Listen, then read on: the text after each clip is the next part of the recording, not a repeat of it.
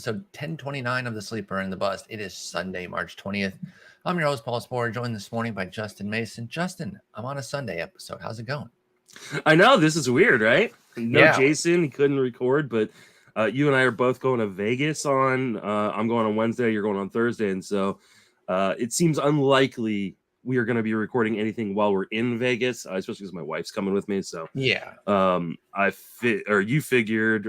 We figured that we should get together sooner, and since I wasn't recording with Jason today, figured this is the time. So let's Perfect knock fit. out the outfield and keep these team or position previews going. Exactly. And I'll do a reliever one by myself. And then Tuesday, we will talk about starters. That way, you guys have all the position reviews before we go into the biggest weekend. I know some of y'all might have already drafted, but next weekend is really the big weekend. The weekend after that, those are going to be the two big ones for most folks. We're not going to get into Correa and Story right now. We'll talk about them on Tuesday to lead off. I know the starting pitcher one will be a lot too, but outfield, we got so much to discuss. I want to dive right in. And the way we're going to do this, to avoid spending too much time on kind of the guys that we know are studs, is I got some questions for you about them up at the top. Kind of get your answer, and we move forward. And then when we get into the middle tiers, we'll go over our our groupings where we talk about a ton of players. So let's just start at the very top. No longer Fernando Tatis. Obviously, he's gotten hurt, and so now he's much further down. Juan Soto is the top of the heap when it comes to outfield.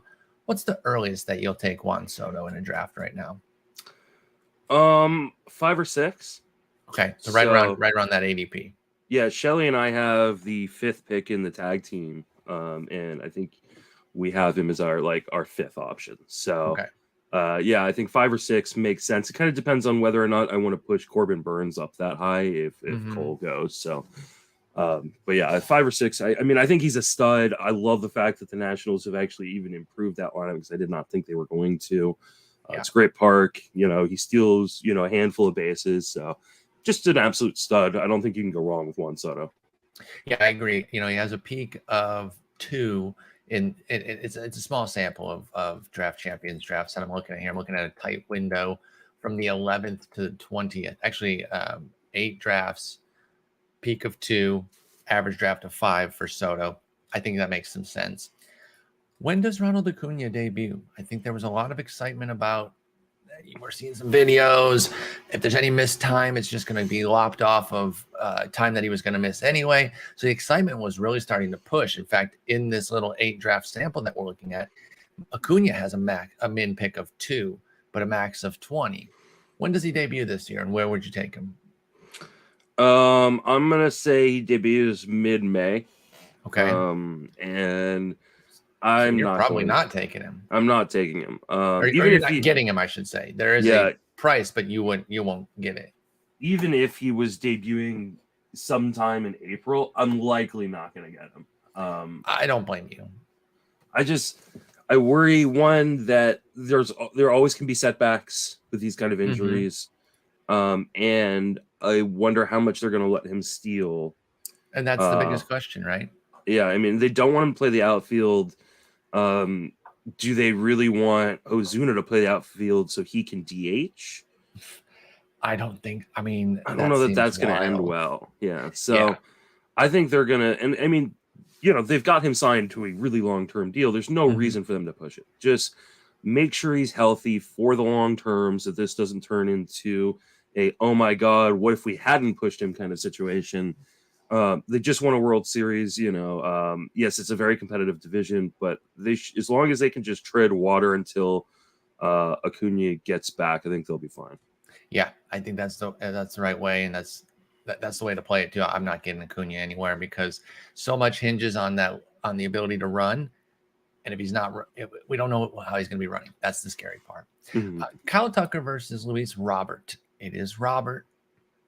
Thought it was Robert. I thought we went back. He said that that's my pronunciation. Pronunciation guide for the White Sox just came out. It was posted on Twitter. We're doing Robert. So I'm trying to get it right. I think it changes every 6 months. We're doing Robert again. I can do Robert. I can do Robert. I wish I could hear from Luis though. I just want to know what he wants. You suggested that maybe it's a frustration thing where he's like, not enough people do the Robert. So not even like the frustration thing. I think it's just kind of like it's like he's probably too nice of a person to like just correct like, whichever people. You want. So he just goes with whatever because he's probably. I mean, you know, anybody who has like an interesting last name or you know, they just often like they just go, yeah, that's good. Yeah, like that's okay. Don't worry about it. Some people are more particular, others are not. It's fine. But got power speed guys here with Kyle Tucker and Luis Robert. Who you go for? They go right by each other. Who is your pick between them, Tucker versus Robert?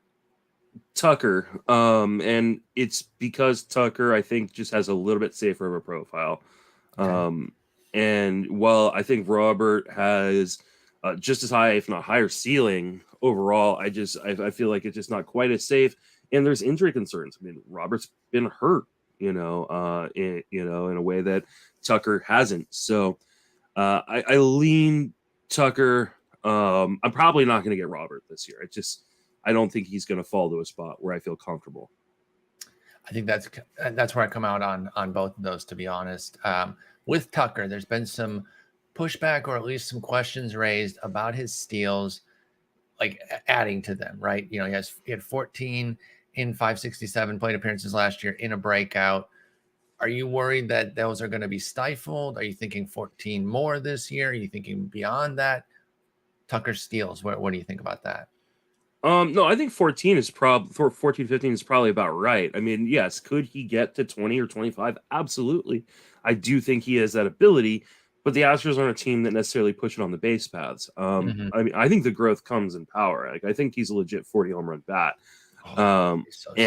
So like, I mean, I don't know that people can be taking Bryce Harper as early as taking Bryce Harper and not consider Tucker. Yeah, actually, Harper was the only one who didn't make the list in one of the questions because he just kind of is who he is. But you prefer Tucker to Harper?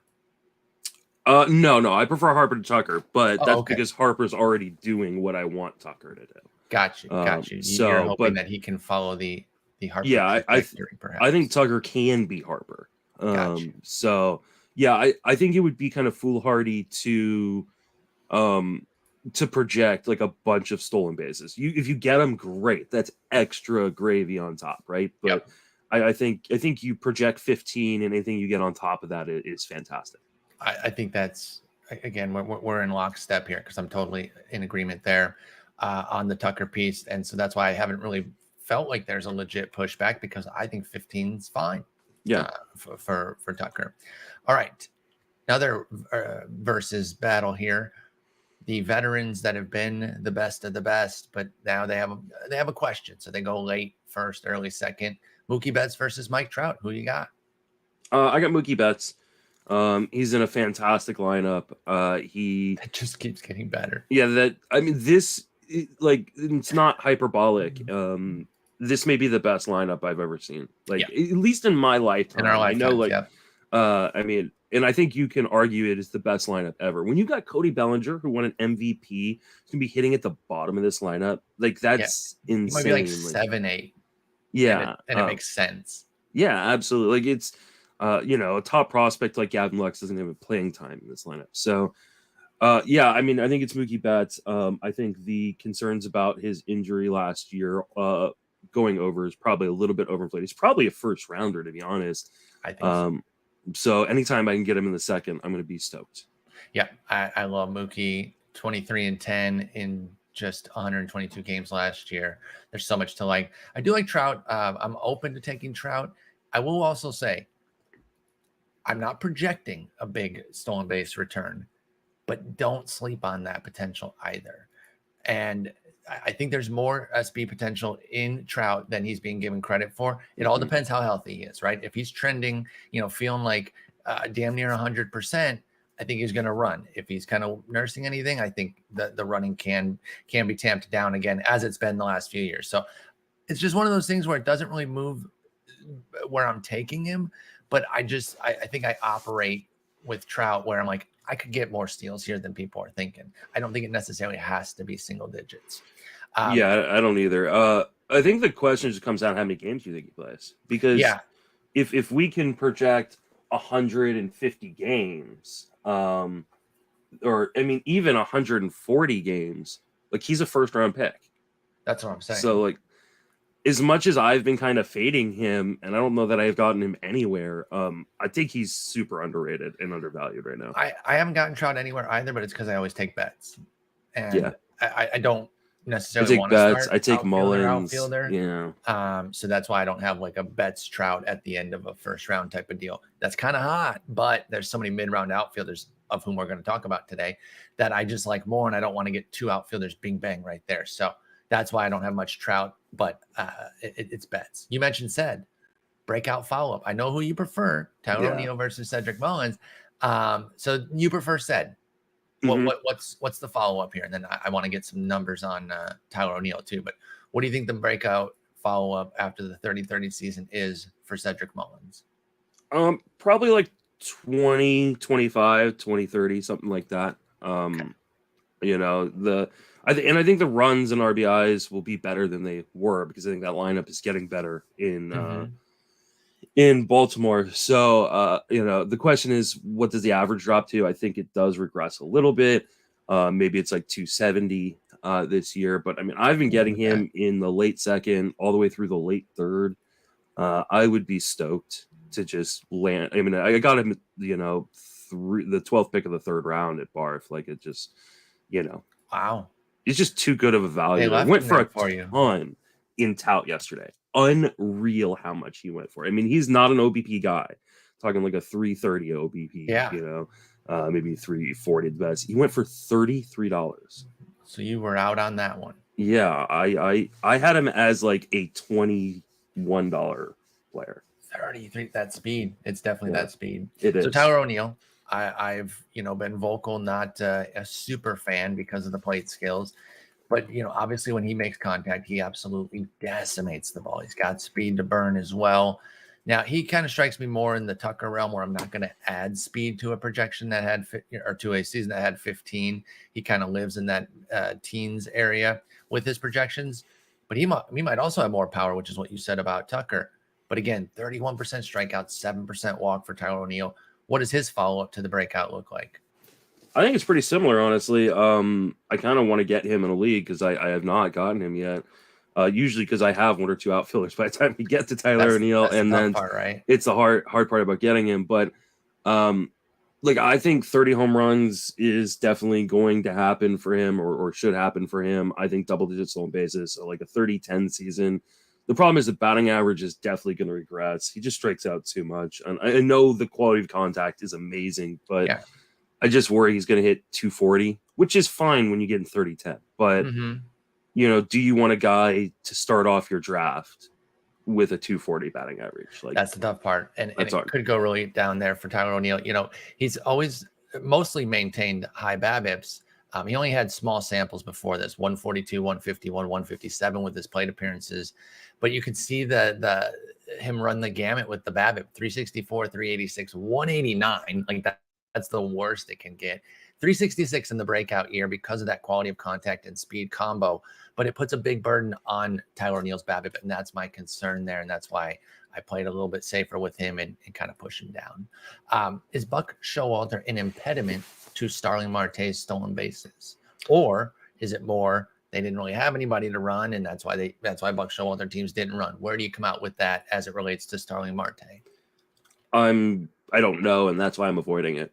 I love Starling Marte. I've been a big Starling Marte for a long time, but I think the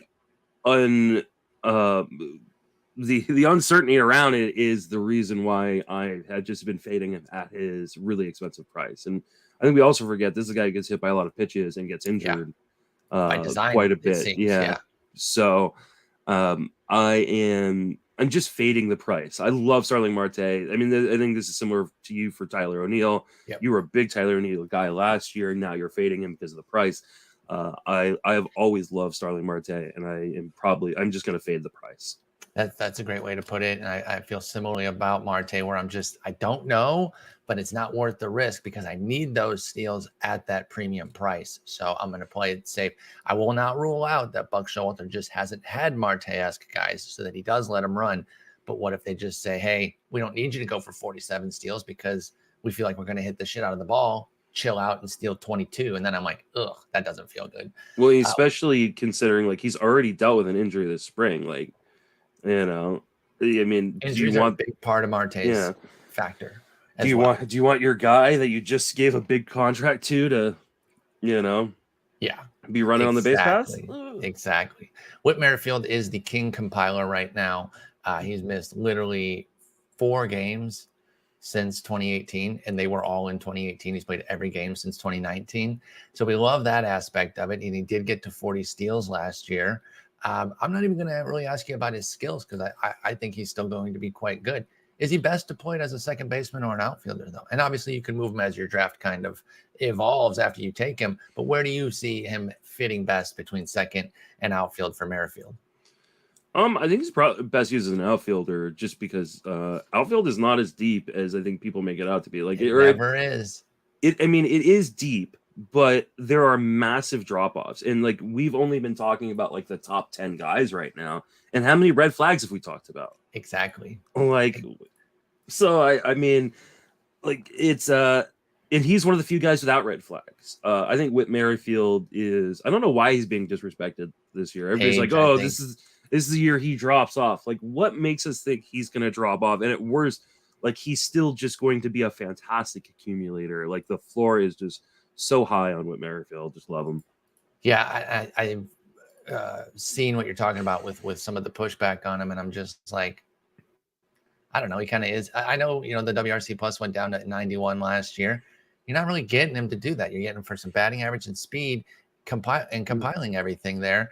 Double-digit homers, so he's not a total WRC plus does not weight in stolen bases. Like exactly. So it's like that's one component. But he still stole 40. He went 40 for 44 as well. He's very sharp on the bases. So I still like Merrifield. I can definitely take him. Yordan Alvarez is rightly regarded as a premium stud, but we're not that far removed from like, what was it, like double knee surgery or whatever, when he was like just missing all that time. And we're talking about altering the path of his career.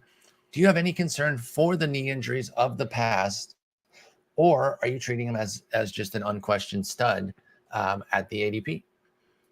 I mean, it's definitely in the back of my mind. He did play a lot of games, played a lot of games in the outfield last year. Got outfield eligibility, which is great. Yeah. And so like I've taken him this year, which is something I wasn't willing to do last year, coming off of those knee issues.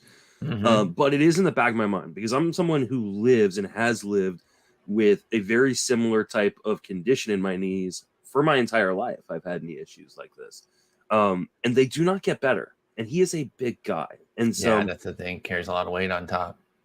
He is fat or anything, but just built like. But I mean, until my old age, I wasn't fat either. I was just a big guy, right? Exactly. But you're carrying a lot of weight on those knees.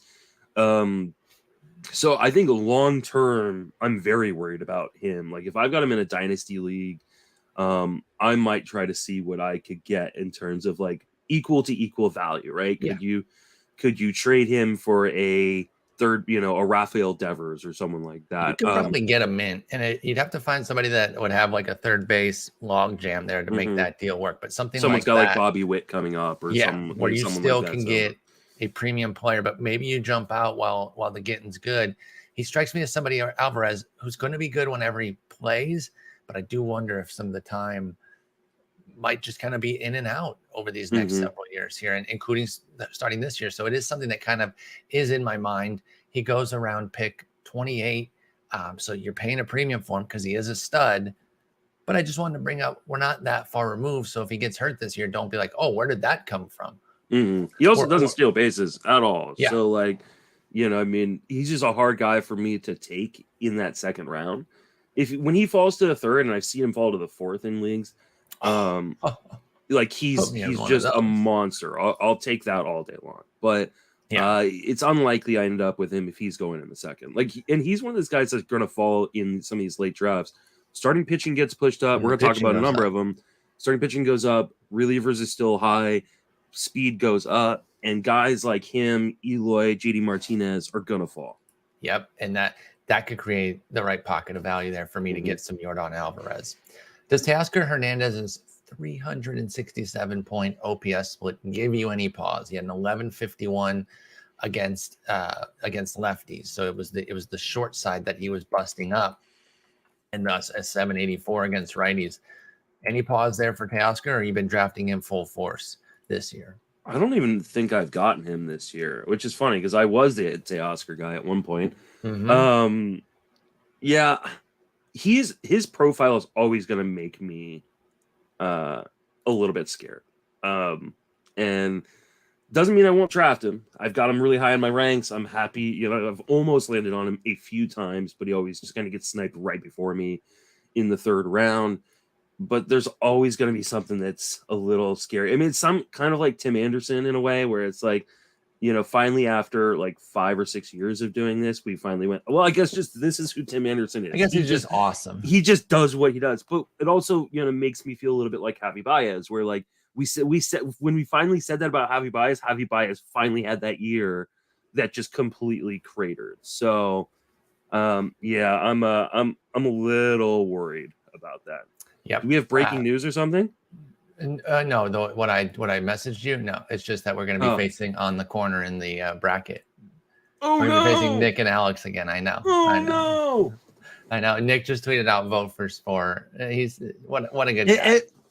Every year we face them, but somehow we face them a round earlier. Yeah. Like, how do they keep getting a lower seed? They've won this twice. They should be. They're the most disrespected seed. Whenever there was Selection Sunday, everyone's like, yeah, on the corner of 4. Yeah, he's a 4 seed. Strength of schedule. Must be strength of schedule. Apparently. Like Rangers Suarez. Yeah, because they don't ever have guests on. They're just their strength of schedule just drops. It just drops. Mm-hmm. So a little bit of concern with Teoscar Hernandez there. I was wrong on him. I thought on the 2020 breakout, I was like, there's no real skill change here. Let's be careful. Well, he changed the skills last year. He tightened up the strikeouts and absolutely decimated the hell out of lefties. I did look at it. I don't have the direct numbers, but based on how well he performed down the stretch, he did not put up a ton of great numbers in the smaller parks, by the way, in case anybody's wondering about that with Teoscar, because he was amazing down the stretch. His best month was actually September. So they were playing back in Toronto regularly. He had a 999 OPS that month with 10 homers. So he wasn't like a small park guy, but I do worry that with so much of the goodness coming off of lefties, be careful there with Teoscar Hernandez. Will Randy Arozarena build on his 2020 season? I've seen a lot of pushback on him in the community of like, they don't like the batted ball, and it's only 2020. That's the part I don't really like. That's 2020 is amazing. But that's how it goes. It says he has bad batted ball profile, and it's only 2020. Those are the pushbacks I've heard on Arozarena. Do you agree? Like, are you? It doesn't sound like you do, but do you think he can build on the 2020, or do you think he's bland? 2020 in 140 games. Yeah. No, I mean this is ridiculous. This is what people do at the top of loaded positions because they're just looking for reasons not to take people, which is fine. But yeah, I understand. You're trying to pare down the pool, but I don't know, man. 2020, 94 runs, 274 batting average. I mean, he had 5 category player that is only going to get better, I think. I still think he has an elite ability to recognize pitches out of a pitcher's hand. I think there's a monster season at some point coming for Arozarena, like akin to what we saw in that playoff run. So in 2020. So is it this year? I don't know. I haven't gotten a lot of them this year because again, I've gotten other outfielders earlier and I hadn't wanted to like get my third outfielder in the 5th round, but he's a guy I love and I will continue to love because I believe in the talent in that bat. Yeah, I believe in the talent too. And it's like the X stats, like I get it, but how predictive are those? He smacks the piss out of the ball. He's got a ton of speed. I mean, he's just a great athlete. I'm going to believe in Randy Arozarena, and I think diminishing it as like only a 2020 season is unfair. Pick one between Eloy Jimenez and Nick Castellanos. Nick Castellanos is now landed in Philly, so we know he's going to be part of a stacked lineup in a great park, similar to Jimenez. So they're kind of, they go back to back in the outfield rankings. Do you have a strong preference? Yeah, I mean, I have a strong preference on Castellanos. Okay. He just has the longer track record and he's been healthy The health is probably a big piece for you. Yeah. I know a lot of people are like, oh, look at his road numbers, when he leaves Great America Ballpark. Like, that'll even out. And Philadelphia is an amazing ballpark. Yeah. So I'm not worried about it because he's going to another great park. Yeah, so I'm not worried about him at all. I actually moved him up another spot once the signing happened. So Castellanos is one of my more rostered guys. I'm going to continue rostering him. Excellent. Pick one of these guys. Veteran, obviously now with his new great spot for Chris Bryant. This brings him into George Springer's level, in my opinion. So do you like George Springer or Chris Bryant? Their ADPs are about 2 rounds apart right now. It's not going to last. I think Chris Bryant will probably inch his way up toward George Springer by main event time, and by the time people are drafting next weekend and the weekend after. That's why I paired these two. Normally you just say give me the discount on Bryant, but with him in Colorado, I think he's going to be around the 60s somewhere in the pick with Springer. So who do you prefer between those two veteran beasts? I prefer Springer, but I question that. And I mean, we talked about Bryant already last episode after he signed, and I moved him up quite a bit.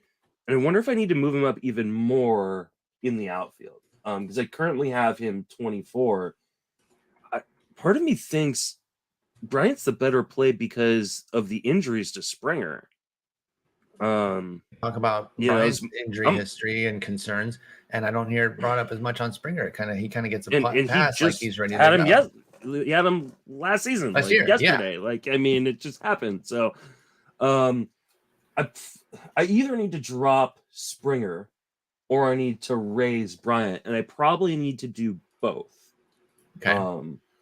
Which also means I need to raise Kyle Schwarber, who I absolutely love. So hard not to. Yeah, that was one of my favorite buys at Tout yesterday. But such a good landing spot. Yeah. So I think it's kind of pick 'em for me. It depends on where my team's at. And if the third base eligibility maybe fits better for you at a moment, you might go Bryant. Get that third base eligibility too, which is great because that position is not great. Sucks, dude. I hate Chris Bryant. I don't like Chris Bryant, but but now he's in Colorado, man. And it's like I can't deny the position he's in right now. And Spring, as much as I love Springer, right? I drink George Springer's bathwater, but you did. The injuries are scary, and I'm trying to be as risk averse as possible. I hear you. They are an interesting battle there. I will probably take Bryant more often. Speaking of injury risk in me, Michael Salfino, I'm amazing journalist, great sports writer, listens to the podcast, and is trolling me nonstop every time. He's like, oh, Justin Mason doesn't draft injury guys anymore, and as soon as he drafts a guy, they get injured. Carter Keyboom. That's your boy, dude. I know. Down, toast, dude. This is gonna be a thing with me and Salfino. This was a big year for him too. Keyboom could have. This was broken the out year with for a him. full opportunity. This could be the. No, it's not the end. He's still too young. But no. But it's a hit. It's definitely a hit. But yeah, Michael Salfino listens, and I appreciate. I'm open to being trolled too. But feel free to troll Justin as much as you want. But you can include me. We're gonna enter a power phase here. These next 3 battles are all power based. First off, JD versus the bounce backs. JD Martinez, Christian Yelich, Cody Bellinger. They're all like 99, 100, 101. Right there. I know that Yelich and Bellinger can bring a speed component that would probably make them better than JD, but JD's not coming off a stinker year either. So I know team context would play a role. Let's just say you're kind of balanced. You don't have a desperate speed need. Looking at JD versus the 2 comebacks there in Yelich and Bellinger, who do you lean to the most? Martinez, and it is not particularly close. Okay. I have JD Martinez as my 16th outfielder. Respect. I have Christian Yelich as my 30th. Yes, I'm with you. And we are in lockstep there that we don't even have these 2 close. The market does, and that's why I did the I have Bellinger 41st. Okay, yeah. So you're JD. I did draft Yelich yesterday, but that's because the on-base percentage. I needed his on-base percentage. Yes. But Bellinger is one of the biggest ones you're down on then, because to have him down at 41 with a 99 ADP, 41st outfielder with a 99 overall ADP, you're saying fat pass on Bellinger. Now, you mentioned this earlier in passing. With him moving down the lineup, like that speaks to their lineup depth and amazingness. It also kind of hits him though, right? Because the lower you are in the lineup, that's a big deal. He's going to lose like 100 plate appearances just on lineup spot. I think Dave McDonald tweeted out like a graph of like what on average you get from each, or not graph, but a table chart on what, how many plate appearances per lineup spot you get. And like it drops off huge between each one. Like this is not going to be a little thing. Right now, Roster Resource has him batting 8th. Yeah. And like he could get back to like that 4 spot if he's going back to Cody Bellinger next month he's hurt. Yes. Yeah. But that's probably the cap. I mean, unless something happened with injury with Betts, Turner, and Freeman, I don't know how Bellinger would break into the top 3, even if he gets back on track.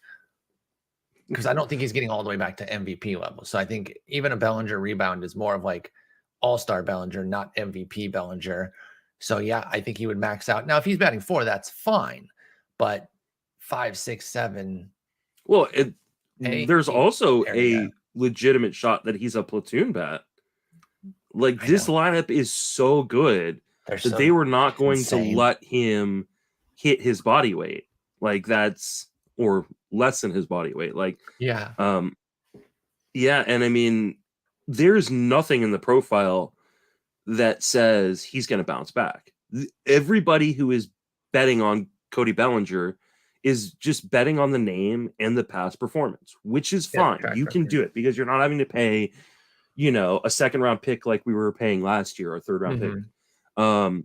That being said, there is absolutely I have not heard a legitimate reason why, like something that is statistically or performance backed up that shows me that he actually has an opportunity to. Doesn't mean he can't. Absolutely. And this is not just Dodger hate coming from a Giants fan. No. Because I've looked. I want a reason. Yeah, I want a reason. He is a great player when he is on.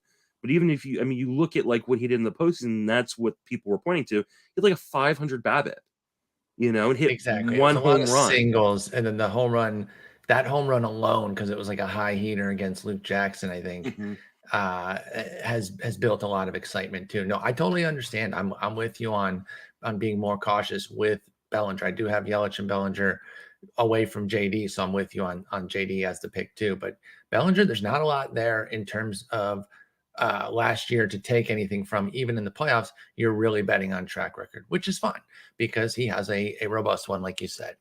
You just mentioned Schwarber, and you like him a lot, and I agree. Do you like him more than Giancarlo Stanton? Schwarber versus Stanton. Yes. Okay. So do you think that Schwarber goes for 40 this year? Yes. Because I really think there's a strong chance of that. You got to stay healthy.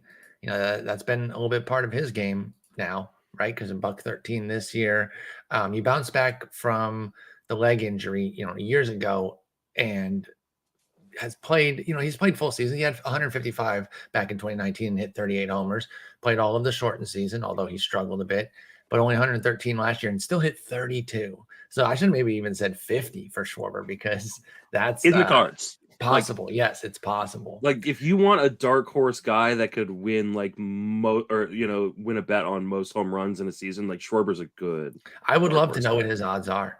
Because I think he's an interesting bet. What about Stanton then? So you choose Schwarber. I'm with you, but is Stanton out for you, or is it just that you love Schwarber? No, Stanton's not out for me, but I mean the injuries have become a real issue with him. 139 last year, only 23 games in the shortened season, only 18 games in 2019. So after the big 2 full seasons, which included the MVP of 17, we're back on the hurt Stanton. And at 32, he's unlikely to add a ton of health. He might spike another healthy season, but and with the way the Yankees are constructed, I think he needs to play the outfield a lot more than I think we would like him to. I think we would just like him to be get Voit out of there, so that helps. Yeah, but I mean, they still have one too many infielders. No, I agree. Because right now at Ross Resource, we have LeMahieu on the on the bench. bench. Hey, Giants, go trade for Gleyber Torres. I don't know what it would take, but go trade for him. It would take something substantial, but obviously not. As long as it's not Matos or Luciano, you would do it. Trade whatever. I'll do it. Yeah. No. That'd be really interesting. I think the Yankees would want starting pitching, like actual major league starting pitching. So I don't know what the Giants could. We do, but we're not going to trade Logan Webb. True. And we're not going to trade any of the guys we just re-signed. Yeah, and they don't want they don't want the crusty guys anyway. I don't think we match up there. We only match up with for prospects. Could the A's go Gleyber Torres as a long-term piece for us? For Montas or Manaea. Yeah. Hey, here's Manaea. Give us Gleyber Torres. That would actually make a lot of sense. All right, but so Stanton, how many homers this year? 34. Okay, so just one fewer than last year. Because we're not going to have a UT only show this year because there's not 10 like badass utils like there was last year. A lot of these guys got outfield. We're going to include these two guys here, Nelson Cruz versus Franmil Reyes, the old versus the young, but both absolute studs. And I have a tough time on this one. I think I answer it differently damn near every day, but because I've started to move Cruz back up my board. But where do you come out between Franmil Reyes and Nelson Cruz? I have Franmil Reyes and Nelson Cruz right next to each other in my ranks. I put them in my outfield ranks for you guys. I have Franmil at 25. I have Nelson Cruz at 26. Love it. Yep. I have Franmil at 25 already, and I just moved Nelson Cruz up this morning. He's now at 27 with Stanton in between them. So give me the discount on Nelson Cruz because Nelson Cruz goes later. He goes cheaper. So yeah. For now at least. We'll see what happens once he's fully ingrained. Once we get a ton of drafts with him in Washington, I wonder how much he'll inch up. But there's two more guys that can hit that are like strong bets for 40 and quality long shot bets for 50 with Franmil and Cruz. Love both. And Franmil, like Cruz, gives you batting average. He's not just empty, or not empty, but he's not like that batting average anchor. He can hit like 260 because he crushes the ball. Is there more to Brian Reynolds' game / can he at least sustain 2021? Because that was excellent. Nobody would be upset if he stayed at that level. But is there potentially even more? Because you look at the trajectory, the 19 breakout, confirmation bias for those that were against it. They were like, 2020 says he wasn't real. No, he had like a freaking non-existent BABIP. That was just a pretty unlucky 2 months. So then he bounces back last year and says, no, 2019 was legit, and he added power. So where do you come out with Brian Reynolds with how legit this is? And if there's even more, because he is only 27, and we know that's a guaranteed breakout season, age 27. I don't think there's necessarily more. I don't think there necessarily needs to be more. I think what he did is legitimate. I think he's a low to mid 20s homer guy, going to chip and stolen bases, but he's going to hit 300. I'll take that all day. Now, because he's such a good hitter within the zone, if we got another rabbit ball, which who knows what Major League Baseball wants to do, then he could be a guy that ends up hitting like 30 home runs because he makes such good in-zone contact. But especially in that park, if we saw him get traded, I could say maybe there's more. But in PNC, I don't think he's a 25 homer guy necessarily. I think he's 20, 22, 23, something like that. And that's fine. Again, a 19 or even a 19 repeat, I wouldn't hate from Brian Reynolds, but even a 2021 repeat, perfectly fine. But I don't rule out even more in his game because he has such a strong hit tool, and that can take you a long way. The power kind of can flow naturally from that. He's shown now he's a 200 ISO for his career. That's legit pop. Like that is enough pop to do a lot of damage. So good call out on Brian Reynolds if we get another rabbit ball too. Power speed breakout. Who's your favorite? Akil Baddoo versus Jared Kelenic. I think it's Baddoo. Damn right it is. And this is going to be weird for me to say. I think it's because his spot in the Tigers lineup is safer than Kelenic's is. Like everybody is like expecting Kelenic to like have this breakout. I loved Kelenic last year. I was drafting super high. We were hot. There is no discount for just a atrocious rookie campaign. And there are some reports that Julio Rodriguez is going to make this team. Now, who knows, right? If he's actually going to. But if Julio Rodriguez makes this team, is Kelnick even a full-time starter, or is he platooning with Jesse Winker? Oh, jeez. Well, no, they're both lefties. They're both lefties. They wouldn't that's platoon. right. Well, So maybe he's a reserve center fielder. No. If they get who? Why would he not start? If Julio Rodriguez comes up. When Julio Rodriguez comes You're not bringing Julio Rodriguez to sit on the bench. No. I think that would put Winker and Haniger would split DH, and that's how Julio would play. That's how I think it would go, because they don't have a permanent DH right now.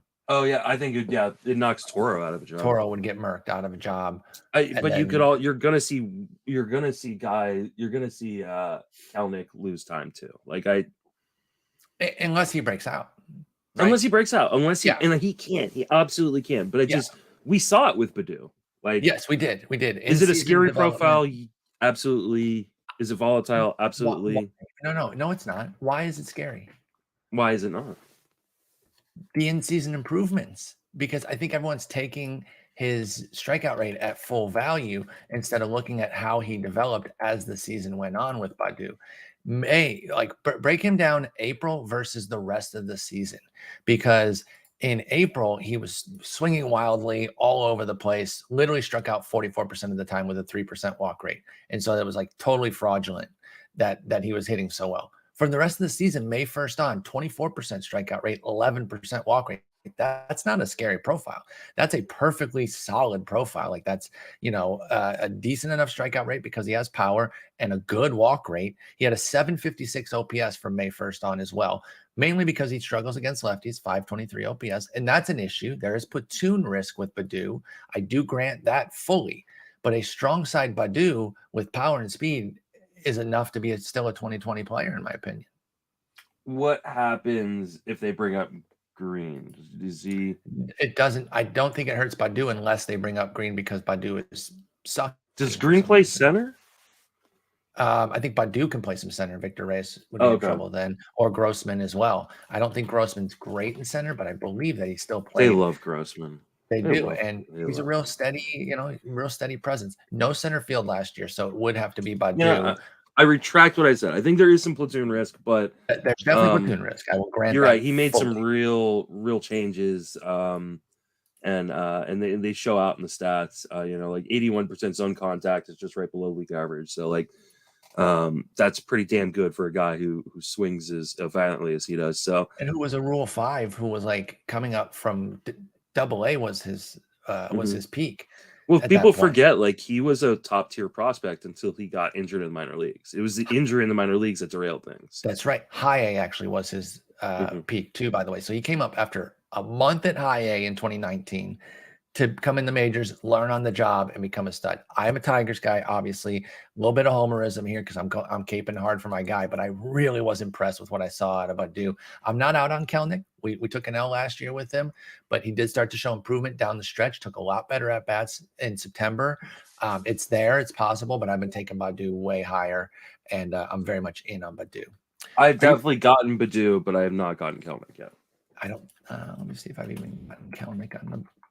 Not yet. We'll see if I do. I got a handful more drafts. We'll see if I get them. Are you paying the Miles Straw premium? You already know I'm not. So are you? I don't have a problem paying it, but it's not like a plan going in. Obviously. Yeah, it's not a plan going into a draft. It's a no, I don't have speed thing, and I think he's going to be fine. I think it should be a plan though. That's the thing. I think if you're going to take him, I think you should really be mapping that out from square one personally. But if you're capable of kind of altering on the fly and making sure you've got enough power to cover him. So I'm not saying I can't. I think you drafted because you already have the power and you don't. Because you took Castellanos, Eloy, Castellanos, Vlad or something, Vladdy, those kind of guys, and then you went and got pitching, and now you're sitting around pick 100, pick 120, something like that, and you're going, oh no, I have no stolen bases. Yeah, and you're like, oh, what do I do now? That's totally fair. All right, next is Mitch Haniger, is he getting enough love? And I put in parentheses here for you some numbers. 13th in WRC plus at the outfield since 2017, minimum 2,000 plate appearances. I know that's a large sample to go back on. Obviously, he's missed some time due to some funky injuries. We know the major one to this downstairs region was the craziest of them.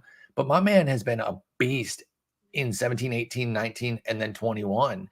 19 not beastly, 108 OPS plus, but you got the other three, 127, 139, and then a 122 last year. Goes 39, 100 on the breakout Mariners with 110 runs scored. I ask you, is he getting enough love? Should Mitch Haniger not be getting a bit more hype? I don't know if I've ever turned around on a player as harshly or as strongly in one draft season. I've obviously, been wrong on a player, and then the next year been like, no, I'm in now. Yeah. As I have on Haniger, because I was fading Haniger like nonstop because of the injury history. But like I said, like there's red flags on every single player in the outfield, pretty much. Like there's so few. They started with our second question about like bets or like whatever like bets and Trout. Like, I mean, Acuna was the second question, and he had a big red flag. So like, don't get me wrong. Do I want to load up on red flags? Absolutely not. But I think there could be some legitimacy to the fact that Haniger's injuries, at least recently, have been more fluky. He had a lot of injuries in the minor leagues too. Yes, that I think were less fluky. But I don't know that we can penalize him too harshly. And so I've moved Haniger way up, and I've gotten him in a number of leagues, and I will continue to draft him where it's going. That Mariners lineup is going to be really, really good too. So I think he can just be a monster in the runs and RBIs is on top of the power. So yeah, I'm in on Haniger. 18 and 21, 157 games. Missed a bunch of time in 19. That was the testicular issue, the blow up there, and then didn't play all of 20. So yeah, there are some injuries recent, but man, I just love the power output from Mitch Haniger, and so that's why I'm really excited for him as that lineup gets better. Can Trent Grisham deliver on last year's hype? Because he didn't quite come through for his believers, but you're still talking about a 25-year-old who went 15 and 13 with in what would be considered a down year because he didn't quite meet up. Do you give up on him, or do you double down on somebody like that with Trent Grisham? How do you feel? I think you double down. My only concern, does he get platooned? He might have some platoon risk, but looking at last year, he was actually better against lefties, so that wouldn't be necessarily. He was bad against righties. Yeah, right. He was a reverse guy. In fact, for his career, he's actually a reverse guy. Yeah, so and that's my. Yeah, that's my. I mean, are you worried that he would lose playing time against maybe some righties here and there? Especially because that lineup, do they have enough depth to do it right now? I guess not without Tatis, I guess. So yeah, so I think 3 months to figure it out. Yeah, he got some time, and that lineup is not as good, not nearly as good as it was. No, it's not. Like they added Voit to help soften the Tatis blow, but it's half a lineup right now. And then there's questions. Our boy Kim could really lengthen that lineup. Nola with some health could. Myers is always good for a good couple of months. But then, why isn't Will Myers on? Oh, no, there he is. Right, yeah, he's there at 6. So, yeah, I think Grisham will not worry about getting platoon because he's been better against lefties in his career, and they just simply don't have the depth. How did they not sign anybody? Maybe they got plans for somebody else like Conforto to come into left. Weren't they supposed to be getting Suzuki, and then that fell through? Yeah, they've been on some things that have fallen through. How can they not improve this lineup any more than just Luke Voit? We could see Pham return, or Conforto could be a fit for them, and we're going to get to those two in a moment because those are our two last men standing in the outfield. But 2020 potential for Trent Grisham, yay or nay? Yay. I think he is 2020 potential for sure. And I agree to buy back in. If you liked him last year, I don't think that anything that happened in 21 should totally have you off of him this year. Is Austin Meadows overrated? And I just heard Bubba yell, yes. Bubba cannot stand Austin Meadows. Why? But he just really he gave me a lot of trouble about him in Arizona. He's like, what were you taking Austin Meadows for? And I looked, I was like, it is a little worse than I thought. He hit 234, but 27 and 106, 4 steals, 79 runs. I guess there is platoon worry because it's Tampa Bay and he does not hit lefties well. He's quite dreadful against lefties. But he made the most of his work against righties, Austin Meadows did. So I take it from your reaction, you don't think he's overrated. What are your thoughts on Austin Meadows then? Is he somebody that you've been targeting in those middle rounds? I don't think he's overrated. I don't think he's underrated. I think he is properly rated. Just rated? He is just rated. 27 home runs, dude, with some chip and stolen bases. Yeah, I mean, the average dipped a little bit, but so did the strikeouts last year. So, and maybe there's too. There's talk that Tampa could trade him to another team, which would probably be pretty good because another team's probably not going to platoon him as much. True. And the batter eye in Tampa Bay sucks. Maybe he turns into an effing monster. Yeah, he goes crazy because we've seen flashes of that with him. So yeah, I mean, 2019 was insane for Austin Meadows. Yeah, I mean, I think that's a little bit rabbit ball induced, but that being said, I think he has those kind of skills. I do not think he is overrated. And I have gotten a fair amount of Austin Meadows when he drops way too far in a draft. Okay. Yeah, I've gotten some. And like I said, Bubba had me at least thinking about it and thinking should I be taking him? I'm fine with where he goes. I don't think he's overpriced. All right, we're gonna get into our groupings now. Potential game changers here. I think these guys are mid-rounders that there's gonna be some breakouts within this group, and I'm gonna kind of ask you to pick through some of your favorites: Hunter Renfroe, Alex Verdugo, Saya Suzuki, Avisail Garcia signing with Miami, Andrew Benintendi, and Dylan Carlson. Now we've already talked up Renfroe. We're very, very big on him. So I definitely think that you agree with me there that he could be a potential game changer. I have him way. You've got Renfroe. I mean, he's another 40 homer candidate now. Absolutely, especially because he made improvements against rights. I think he's going to keep the gains we saw last year, and now he's just moved to a great division.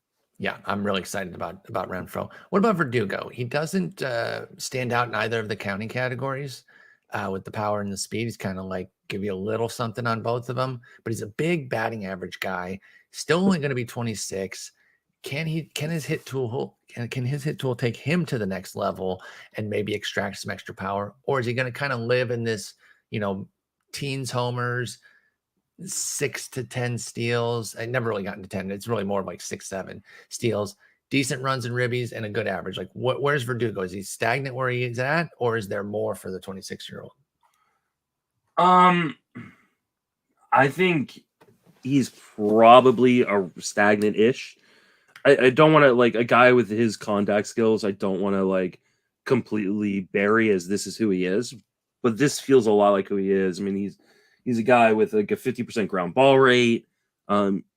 Maybe he can make a Yelich type change, right? Yelich was so. I like that, by the way. He's at this crossroads: Yelich or Michael Brantley.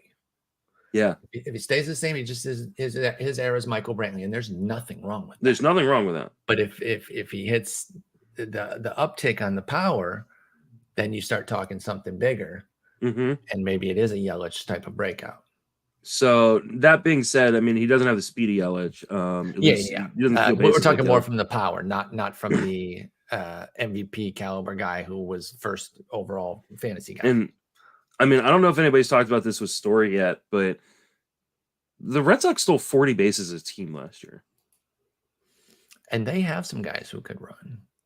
I think it is more of a team decision as opposed to, they don't have anybody who runs.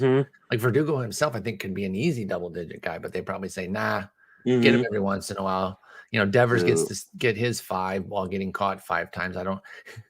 They let Christian Vasquez just run wild. Yeah, they do. He's got the rest light, of the everyone team, else red light. He has 8 of their 40 stolen bases last year. Our premier base stealer is Christian Vasquez. Yeah, that's insane. Yeah, no, it is interesting with Verdugo that he. Because he should definitely get double digits. Yeah, I mean, he's fast enough to be a double digit guy, and he seems to be 5 to 7, 5, 8 type of guy. Yeah, I mean, I think if we had another rabbit ball, like he would be another guy because he makes such good in zone contact. Like that would Brian Reynolds type. Yeah, but without that and without some sort of change to his launch angle to try to induce more power, which is not what the Red Sox want him to do. The Red Sox want him on base. Yes. So I don't see a breakout coming, but I think he's also a very safe floor. And I think for certain team builds, when you need batting average, he's a great little fit. Yeah, Verdugo's a great fit there. Again, Michael Brantley is kind of like where he's going on his trajectory. I'm totally chill with that. Seiya Suzuki signs with the Cubs. We did talk about that and kind of gave some thoughts on what the Cubs are doing with him. That's great. So if you want to get more details there, you can check out the last episode. 20 and 10 feel right to you for a projection for Suzuki? I think he's going to hit for more power. Okay. I think it's light. I think I said I project him for about 25. That's right. Yeah, we talked 27. about that because the 20 projections were all with like 119 games. Yeah. And we both think he'll play more games than that. So yeah. He could even push 30. And if he's 30, I think that's here's the thing with Suzuki. I'm very intrigued, but we don't know what he is. True. And we as much Kim's, sorry, I didn't interrupt you. We took Kim's stats at face value a little bit too much last year. Let's make the same mistake with Suzuki. The Japanese league is a better league than the Korean league. It's more like AAA. But if he hit 15 home runs this year with a 240 average, would we be surprised? No, I wouldn't. No. If he hits 35, I don't know that I'm surprised either. There's just a wide range of outcomes with Suzuki. Yeah, I think he's the kind of guy you want to pair with a Verdugo because he kind of, the Verdugo safety offsets the kind of risk that we get from an unknown quantity like Suzuki. I like that a lot. Avisaíl Garcia was one of my favorite picks last year, and I told Derek Carty this in the DMs, gave him credit for it because the bat loved him, and then I think they got JBJ, and because we know that JBJ will get playing time because of his glove, the bat ended up having to come down on him.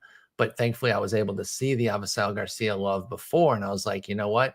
I'm still going to take him because he's just not expensive, and things will happen. JBJ is not that good. Kane can get hurt. I obviously did not think Yelich would be mediocre as hell, but it paid off. And so I tell Derek, I'm like, dude, I had him on like every team because of your system. Thanks, dude.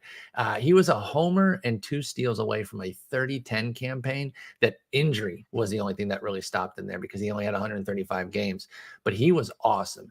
Now, he was awesome in a much better park.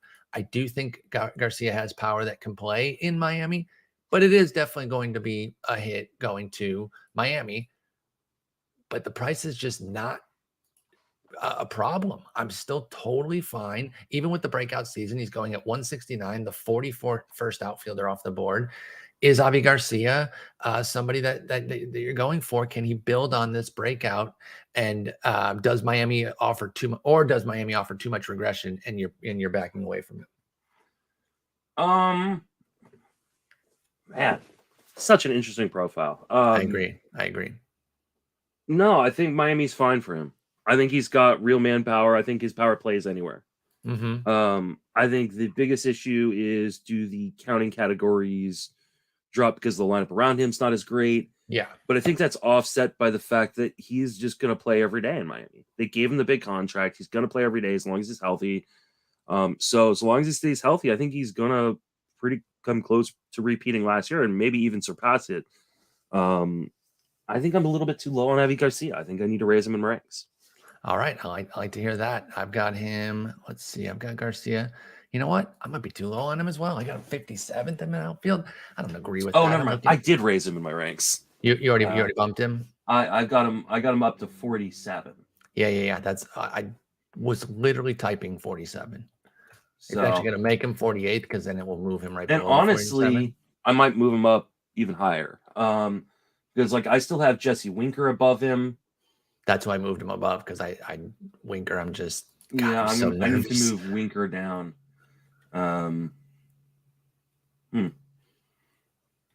Yeah, I like Avi. I like Avi a lot. All right, next guy on the list here is Andrew Benintendi. I like Andrew Benintendi. Even if he's just kind of who he is, with a little speed, little pop, I think his average will be better. He had a weird season last year. He got hurt and had a rib issue that I think might have stifled his stolen base out, but he went 8 for 17. That is disastrously bad.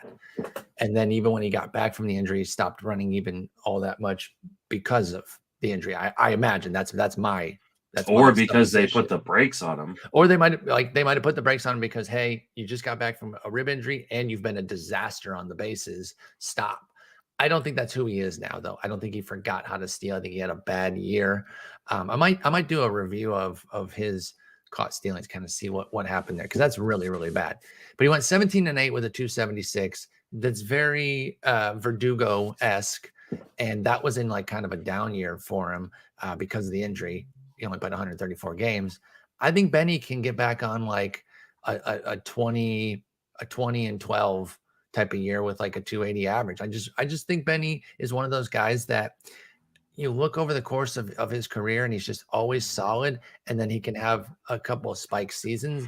And I think this year might be a spike season. Even if it's not, you're not overpaying for a repeat, and the upside is enough for me to take the shot. So I've been drafting a lot of Andrew Benintendi this year. How do you feel about him? I feel fine about him. I wonder if I should drop him a little bit in my ranks, honestly. I've got him at 44 right now. Never drop. Always raise. Yeah. I like him. He's kind of an all-around guy. Usually by the time I get to him in a draft, though, like, I need something. Like, I need power. I need speed. I need this. I need that. So I haven't ended up with him a bunch. I've got him a few times. Yeah, I mean, I think he's definitely. I like him because he allows you to continue to stay balanced. I do think he's gonna be probably like a 15-15 guy, right, with a good average. Exactly. And that's fine. That's great. So yeah, I like Benintendi. And that Royals team, I think, is halfway decent offensively. Yeah. Yep, I agree with that too. So the counting categories could come up. I'd like to see some health, and if he does, I think Benintendi will improve back on those stolen bases, because again, they were dreadful last year. And I don't think a big power spike is coming. I just feel like he'll play more and get closer to 20 homers. So it is very much like Verdugo, who we just talked about. Dylan Carlson. Now I'm still very in on him. I was very high on him last year, and he did not really deliver some huge breakout season. He was fine for what I paid for. But definitely would say between the two of us, you won that one. You thought he was kind of like, and I was like, he could break out, and he was 18 homers, 65 ribbies, 2 steals, 266 average, 79 runs for Dylan Carlson. But he's 23. I thought that's a hell of a rookie year to build upon. I'm not going anywhere with Dylan Carlson. I'm still drafting him. Are you any more in after seeing a season from Dylan Carlson? I don't know that I'm any more in, but I'm not any more out. Okay. Where did the speed go? Like, I thought like everybody was projecting him to be like a double-digit stolen base guy last year, and that was one thing. Go ahead. I'm sorry. I was just that never happened. He attempted 3 stolen bases, and I think that's fair. And that was one of the things that, even as I was very much loving him last year, I started to kind of question myself, like, are we putting too much into 1 year and really one stop? In Double-A 2019, he went where the catchers aren't great, for 25. Yeah, I mean, we're talking Double-A here, and he's right at that cusp too, 72% success, which isn't even that. That's not even eye-popping or anything. He gets to AAA. It was only 18 games. He goes 2 for 3. But then as a major leaguer so far, he's 3 for 5 in 738 plate appearances. So it's just, that is a part that I am not really projecting anything crazy for. If he happens to do it with Carlson, that'd be great. But I'm seeing more of like 5 this year. I think as he gets more comfortable, he can get the little chip in, but I don't know that it's going to be the double digits. But I think there's a lot of upside in the batting average and the counting categories as he moves up the lineup too. I would agree there. I think he is a good hitter generally. I think the park holds him back from being like a really good power hitter. And so I think he's probably a low 20s homer guy with a good average, some chip in stolen bases, probably some good runs and RBIs depending on where he hits in the lineup. So he's fine, but he's usually not a guy that I'm that interested in. Carlson's kind of another Benintendi Verdugo. Right? Yeah. Like how much difference is he then like Enrique Hernandez without the multi-positional eligibility. Is he any different? Not at present, but I think he's 23, so I think there's a yeah. Obviously, there can be growth. Yeah, but sure. at the guy we're drafting, sure, I think that's fair to say and that. On in base percentage leagues, he walked almost 10% of the time last year. Enrique Hernandez did not walk. So like, I mean, obviously, you know, there's certainly context is where he makes more sense, but he's kind of bland. That's fair. So, as is, Carlson is bland. I did just trade for him in a league, in a dynasty league. So I'll bet on a 23-year-old, right? This might not be where like he can jump, but and again, I think the price, if you just get status quo as the 45th outfielder, 175 pick, that's fine for Dylan Carlson. I like getting guys like that where their draft price, if they just stay where they are, is fine, but that there is upside for more. To your point, Enrique Hernandez is 229, 59th, and he does kind of deliver the same thing with second base thrown in too, which second base sucks. So I hear you on that. That's a good call out. You're buying some of that upside there, and you're paying a little bit of a premium for it, but nothing. I think you are. I don't want to pay a premium for it though. It's not cost premium, but I don't want to pay a premium. I definitely will. I think this is just a warning sign for people when you're looking at prospects. Don't just take numbers at face value in the minor leagues, because you know, unless you're really in tune with like what kind of parks are hitting in, what kind of competition they're going against, and most of us don't have the time to delve into that stuff real deeply. Trust the evaluators, and like you go and look at like what his tools grades are at the top of Fangraphs, and there's no 60 anything. He's but they're like all 50s. That's really, really good with a 40 long-term speed. That's fine. So I mean, I think, you know, I don't think he was ever going to be a star. I think he's just a really good all-around. You're pushing too hard on Dylan Carlson. He's 23 this year. You're writing the book too quickly. That's all I'm saying. The book is written. It is not. We need to move on, though. We can't do 4 hours. The unsigned. Oh, no. The power players first. Hey, we've gotten a lot done in an hour. We really have, especially for us. We both love to get crazy and go deep on everything. And so I thought we did really well there on those upper tiers. We didn't spend too much time on the stars that everyone knows. We're getting into the meat here. The power players. Joey Gallo, Jorge Soler just signed with Miami, Adam Duvall, Eddie Rosario, and Marcell Ozuna. Eddie Rosario might feel like an outlier there because he only hit 14 last year, but dude has massive power. He's been like an upper 20s, low 30s guy. Power just hit downticked a little bit last year. Was great in the playoffs too. Yeah, so, just unbelievable in the playoffs. Gallo, first full season in New York. Do you see, you know, remember when he got traded, there was a lot of excitement and he did not live up to that hype. But now that he's settled, first full year there, does he set any sort of like new highs, or does he just go back to being the Gallo that we've seen, which is, you know, upper 30s, low 40s homers and a terrible batting average? I think he probably is who he is at this point. I'd love to see him improve, but I just don't know how he does it with the way he swings. I got a question for you, because someone in the chat, you know, from our Patreon, that asked, final player evaluation. What are you guys doing about the New York, Toronto COVID restrictions? And since Gallo's in New York, he's not one of the guys, so he thinks unvaccinated. But we didn't talk about Judge. No, we did not actually. And I think just real quick, accidental, by the way, that I are you penalizing guys like Judge because I mean, if this stands, Judge can't play in 91 of the 162 games. I don't think that's going to happen. What would you say the likelihood of it happening is? Give me a percentage chance that this happens. 10%. 10%. Okay. 10% chance that he gives up more than half the season. So would you draft Aaron Judge where he's going with the 10% chance? Because I think I'm staying away from Aaron Judge until we hear that this is changing. I think I think it's worth backing off on Aaron Judge, because I think it's a little bit higher than 10% because of that potential. I mean, Kyrie Irving's done it, right? And he's and that's why I think, because like there is precedent of a star, like he is a if you don't follow basketball, Kyrie Irving is a G, and he has just held his ground and said, no, I'm not going to do it, so I will not play in these games. New York has held their ground and said, we are not going to make an exception for you And or for baseball players, they re-upped it. They basically said, no, this is still the in health order. department came out this last week and said this is not changing.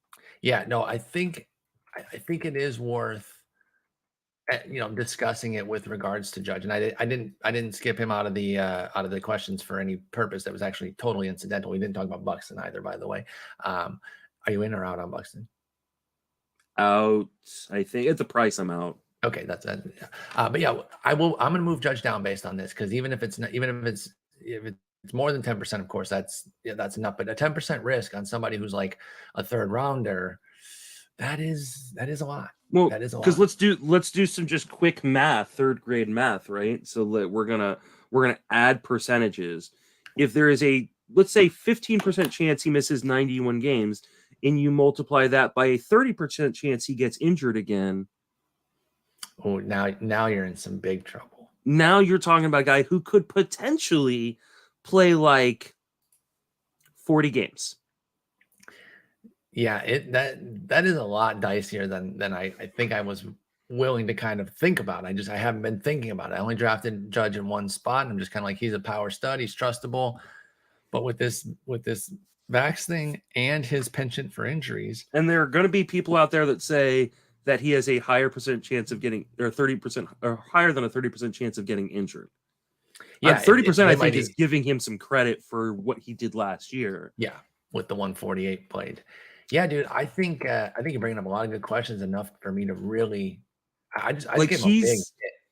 He's off my board when we go to Vegas, unless we get news. He is not on. He is not draftable to me in a $1,500 or a $1,700 league. Yes. Without news. No, I that much I agree with. Like there are certain price points.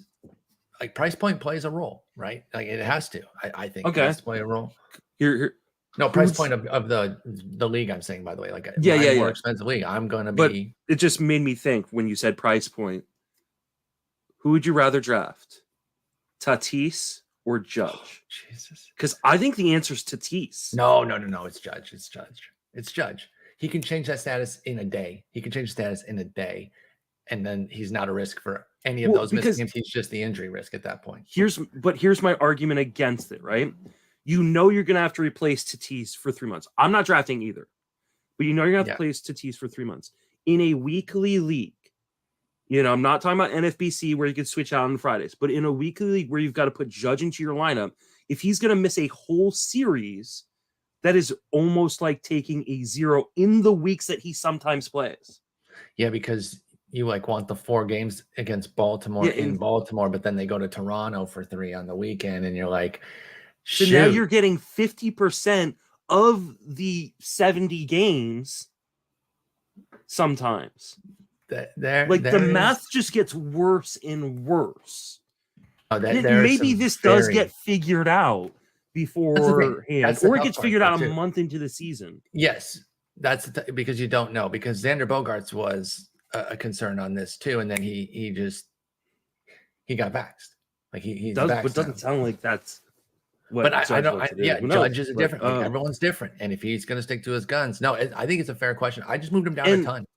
And I mean, there apparently was an argument between Scherzer and DeGrom over vaccines and vaccination status. So we know that Scherzer's gotten his. Yeah. Does that mean we need to run into these same issues with DeGrom? For DeGrom? Man, I don't know. This is petrifying. And usually you move up guys who play in New York. I have since this kind of stuff is broken, kind of said I'm probably not drafting a lot of these guys because I don't know who. Well, we don't know. It's not like there's. We'll know early, but we won't know early enough for drafts. Exactly. You'll already be putting them on your $1,700 team or your $100 team or your $200. Again, we all have different price points where it's like, hey, this is really serious, and I don't want to invite this extra risk. The risk becomes worth it if you're in a cheaper league. No, I think it's totally viable, and I'm moving Judge down. I'm not taking him off my board personally. I understand doing that, but oh man, Yeah, it adds so. Yeah, Greg Martin says for starters, he's not as concerned, but that it adds so much randomness, and that's what we're always trying to mitigate. We're always trying to cut randomness out of things, and this is just adding more and more to it, and that is a terrifying thing. Great question, Matthew Williams. I don't think Yeah. that's our friend Matthew Williams. I think it's Patreon Matthew Williams. But amazing question. I'm glad you brought it up because we probably wouldn't have talked about it. Yeah, But I had not thought about bringing it up, but it's very scaring the head. concerning. It's been something I've been thinking about, and like Judge went for a really good price in an OBP tout league yesterday. Went under $30 to Derek Van Riper, and part of it was I did not want to mess with that.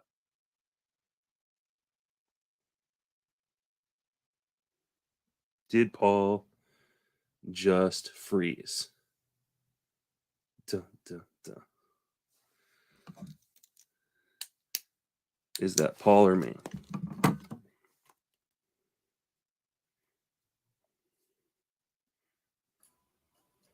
There we go. You got me back. There he is.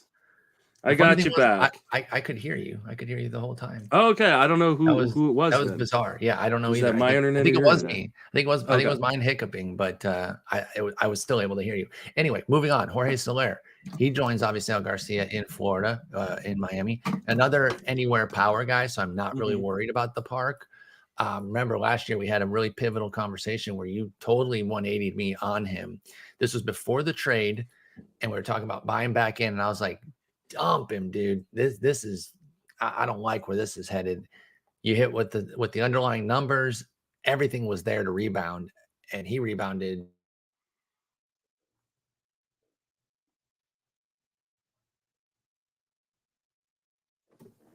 Did he freeze again?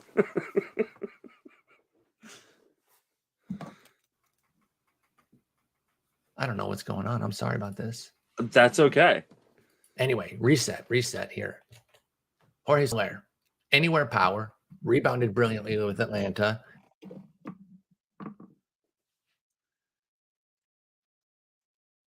Are you not hearing me? Yeah, you keep freezing on me. Oh my God, this is rough. I'm so sorry about this. So, I can't tell when I am and when I'm not. I feel like I'm getting a steady stream here, but you're getting intermittent. Yeah. Well, I'll just talk on Soler then. Yes. I love Soler. Like you said, he has real manpower. It plays everywhere. You actually look at the X home runs. He hit 30 home runs last year in total. His X home runs in Miami would have been 36. Like he just got unlucky. I think he's a legit 40 homer bat potential. And the nice thing about going to Miami, I know a lot of people are going to downgrade him for going to Miami.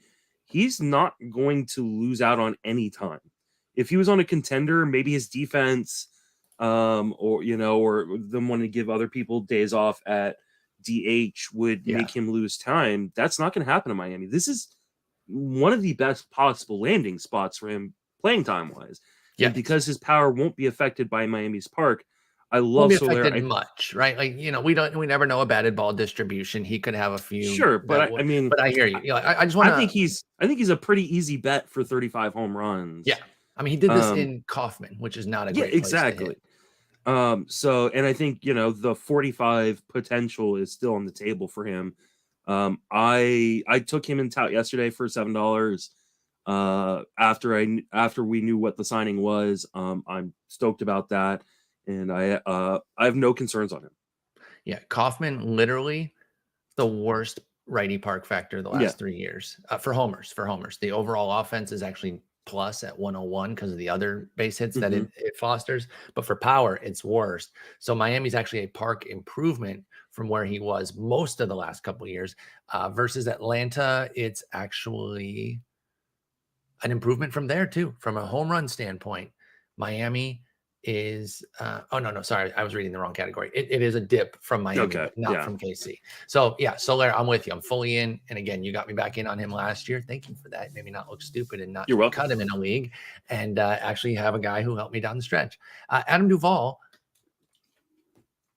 I want to love him, dude. He's a fun player, and he does bring things to the table. But that sub 300 OBP and severely sub, it's 270 or 288 last year, 281, excuse me, 277 with Miami, 287 with Atlanta. That's so brutal, dude. Oh my God. And he led the National League in ribbies. I don't know if a lot of people realize that. 113 for Adam Duvall, 38 homers, 5 steals. Does that ugly OBP and inability to consistently get on base put him at playing time risk, though?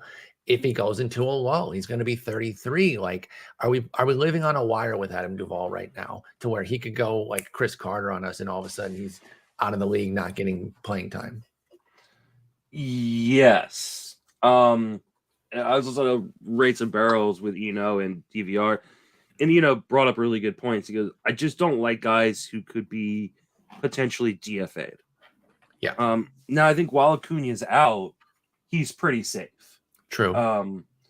Especially because he's going to play center, and I think there's a real chance that the Braves say we don't want Acuna to play center when he comes back. Or at least not every day. Yeah, like, they don't even want him to play the outfield right now. Do they want him playing center field? Yeah. So I think he's probably safe, at least for the first half of the season, and where you're getting him is fine. Like, there's nothing wrong with the price. Yeah, Duvall's not expensive. So I think he is pretty locked in for the first half of the season. Okay. But if he struggles, and the defense doesn't stay usable, once Acuna comes back in, like I said, I think May, then he could be in some trouble and find himself on the bench or even DFA'd by midseason. Like, I think that's in the range of outcomes. I think it's unlikely that he gets DFA'd, but in the range of outcomes for sure. No, I agree, and that's my major concern with somebody like Duvall. And like I said, I do like him as a player, and he does add things, and his defense helps maybe mitigate the sub 300 OBP. But 277 is just wretched for an OBP. I didn't even realize we had all 3 Atlanta outfielders in this grouping here in a row: Adam Duvall, Eddie Rosario, Marcell Ozuna. That actually wasn't on purpose. I didn't even notice. So, which of the 3 do you prefer at their given price between Ozuna, Duvall, and Rosario? Ozuna, Rosario, and Duvall. I think it's Rosario, and then Ozuna, and then Duvall. Okay, Rosario goes 177, 47th among outfielders. That will come up. I agree. Ozuna goes 183. He's next. He's 48th among outfielders, and then Duvall's down at 63rd outfielder, pick 235. Those all sound about right. Yeah, I think so too. And Ozuna, looks like he's going to be free and clear to play. He's the one that could really jump, though. If you're really looking to take a guy who, he was like a top 50, 60 pick not that long ago. Last year, coming off of the shortened season, he was, right? Because he killed it. And he was good in 19 as well. My question is, like, how much are they letting him play defensively, especially with Acuna coming back and him wanting to DH? Like, could he lose time because he needs to come out of the field? Yeah, there might be some like an at-bat ticked off here and there because of a defensive replacement. That's a good point. I thought you were going to say like missed games, because I don't think he'll miss games because of it. It'll be partial. It'll be the last 3 innings type of deal. And that is something, but I would suggest that's actually baked into the price. Third of last 3 innings a game is 33% of a game. Could be only one plate appearance, though, depending on, like, I think it would depend if he's scheduled to bat in the 7th. I think he would get to play the 7th so that he can come up and bat, and then Ozuna would be taken out for the 8th, 9th. I think it's within the last 3. It's not literally the last 3 every time. But like, if he's hitting 4th in that lineup, you have to treat him like he's hitting 6th. But isn't that covered in the fact that he's the 183rd? I'm saying no. I think he's fine at the price. For Ozuna. Like, I absolutely think he's fine at the price. But that's a fair concern too. But I think there is, the reason why he's not higher is because there is that downside. Yeah, he's a dreadful defender, and I don't know that the time off made him any better there. All right, so those are our power players. The unsigned, Michael Conforto, Tommy Pham. Those are the 2 left standing. Place them. Where are they going to go? Where do you think Conforto goes?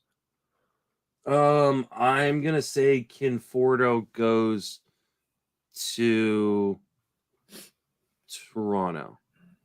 Oh God, that'd be be so sick. And Grichuk sits out. Mm-hmm. I mean, I think that's fine. They need a left. They need lefties. He could be a fourth outfielder. Biggio's their only lefty. He's not even good. Yeah. I think that'd be awesome. What about Pham? San Diego. Yeah, I think he goes back to San Diego too.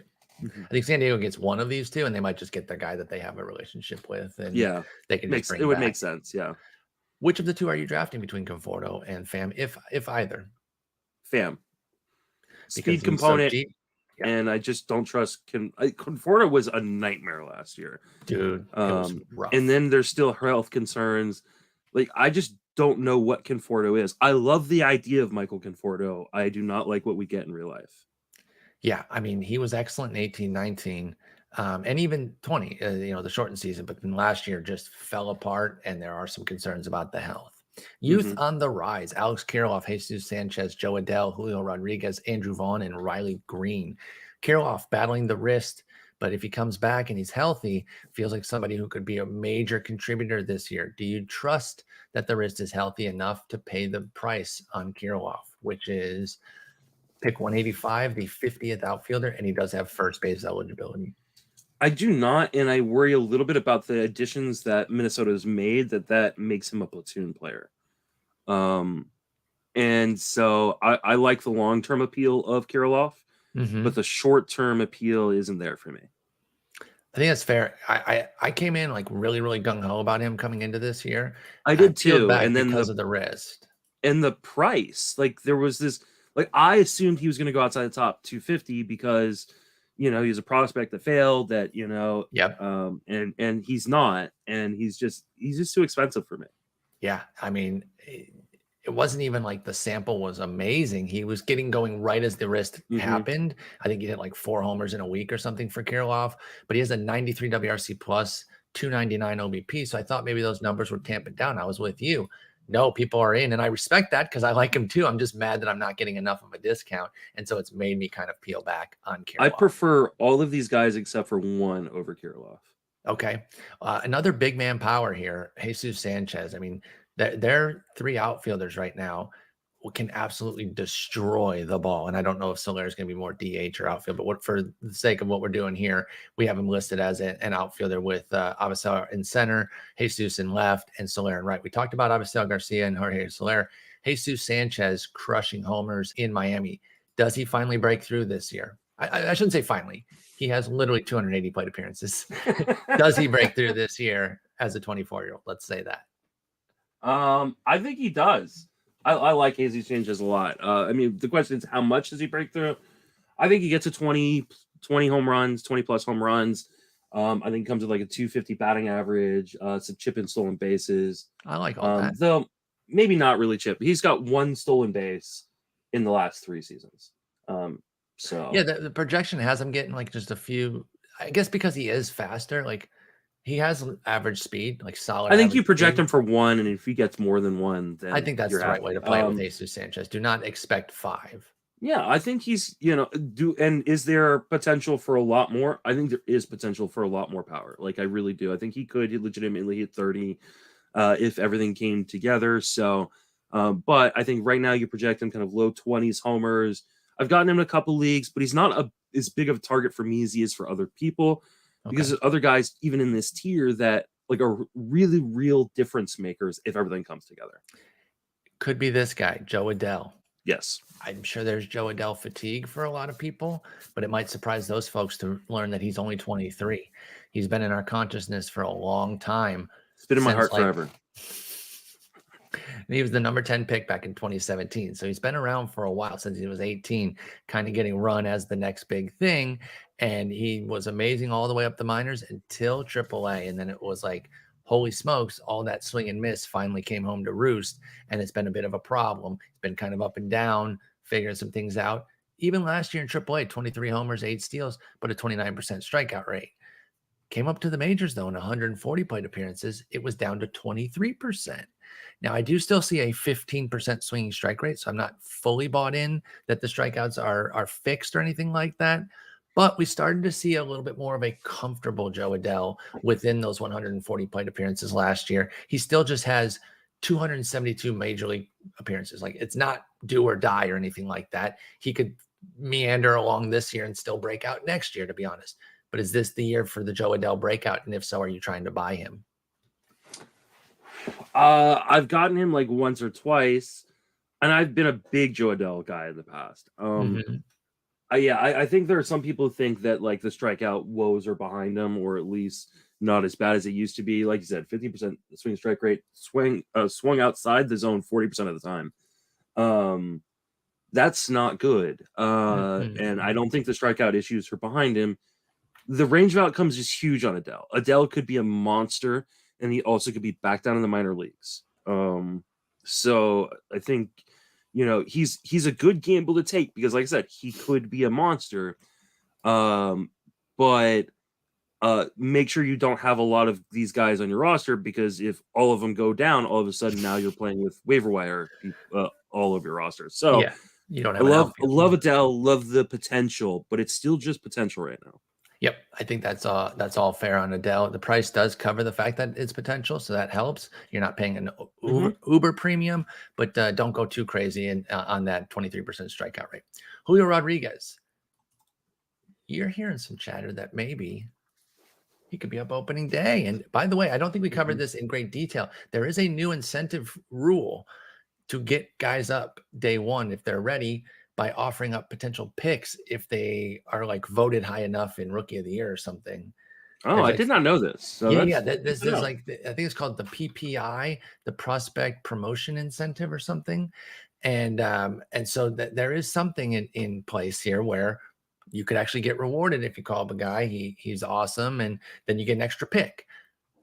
Does this help Julio Rodriguez get to the majors day one? And they just say, you know what, we're a contending team. He's a best fit for us type of deal, or are we going to get teased like we got teased with Bobby Witt last year? Well, we won't get teased like we got teased with Bobby Witt. I think he'll be up, and I think he'll be up early. The question is how early. Okay. I think he's up by Memorial Day, no matter what. Okay, so at least 4 months of Julio Rodriguez. Yes, and 4 months of Julio Rodriguez could be amazing. Drafting him in NFBC to hold him for 2 months where you only have 7 reserves. That's hard. I think that depends on if you drafted other guys like that, or injury risk guys. I think I might take the chance. I think I would. I think I would take the chance, because I do think there's a really good chance he's up day one. Are you not making the same mistake we did last year with Kelnick? Yes, he has no AAA. I like Julio Rodriguez, I really do, but I'm nervous. Like, I know he could be one of those insta hits. I totally get that. I'm not blind to the talent at high A and double A. But the price is different. What's his ADP? He killed. It's not what Kelnick's was, right? Yeah, he's 278 or 275. He's going 100 over 100 picks later than Kelnick went last year. That's true. Kelnick was inside the top 200, and we were still paying it, by the way. I was paying a 150, 160 price on Kelnick. Yeah. That makes it different. You're 100% correct. That makes it different. What kind of league are you willing to hold for Rodriguez in case you have to wait till Memorial Day and you don't get the good news of breaking camp or up 2 weeks into the season type of deal? Every league you're open to doing it. Yeah. Okay. Because the talent is just so extreme with Julio. I mean, I think 10 teams, it becomes really hard, especially if you have shallow benches. Sure. But anything 12 or larger, I think I'm willing to do. Okay. I don't think that's completely willing. Now, I've only gotten him like twice. Okay. So it's not like you're overstocked on that's him. 11 leagues, I think. And you got him yesterday, right, in tout? I did. That was the second time, yeah. Okay. I mean, man, I look at 18% K, 14% walk in that AA sample, and with 7 homers and 16 steals and 206 plate appearances. I understand the excitement. That wasn't just a AA, though. He hasn't hit AAA. So be careful with Rodriguez, but I understand the reasons for extreme excitement. I'm not going to push him up a ton. So, like, for instance, like yesterday, someone threw him out, CJ, the Siege, threw him out for $1, and I went 2. And I got him at 2. Yeah. Like, I'm not going to, like, in an auction, take him at $10 or $15. I'm not going to bump him up into the top 200. He's got to be lottery ticket price for you to go in on Julio Rodriguez. He's an amazing lottery ticket. Yeah, because he can deliver everything. And it could be 5 category piece. Yeah. Andrew Vaughn did not pop off in his rookie year, but I look at the season as a success, holding your own while changing positions, dealing with injury. It was a modest output, 235, 309, 396 with 15 homers. I'm not here to suggest that it was amazing, but I'm okay with that. Problem was, though, it was a heavy platoon season with a lot of bad work against righties. 610 OPS against righties, 938 against lefties. That could put Vaughn on the wrong side of a platoon, and they do have some guys that can platoon with him, namely my boy Gavin Sheets. Yeah. So there is some risk there. Andrew Vaughn, though, I think that it is covered in the price, though. He's only 264, the 70th outfielder. So I think a lot of his concerns are covered with the price. Is Andrew Vaughn somebody that you're buying in on this year? No. Is it? I just don't know where he plays. Okay. The outfield is still in play for him. I know it's not like a wide open path, but like, and I even like Adam Engel. I think but 2023 is next year. Next year is the year to get Vaughn. Okay. Next year, I think he's gonna disappoint this year. Jose Abreu is a free agent after the season. Vaughn gets to go play first, and he has a breakout year. But I'm not. I can totally envision that. Yeah, I'm not doing it this year. That's not even hard to really.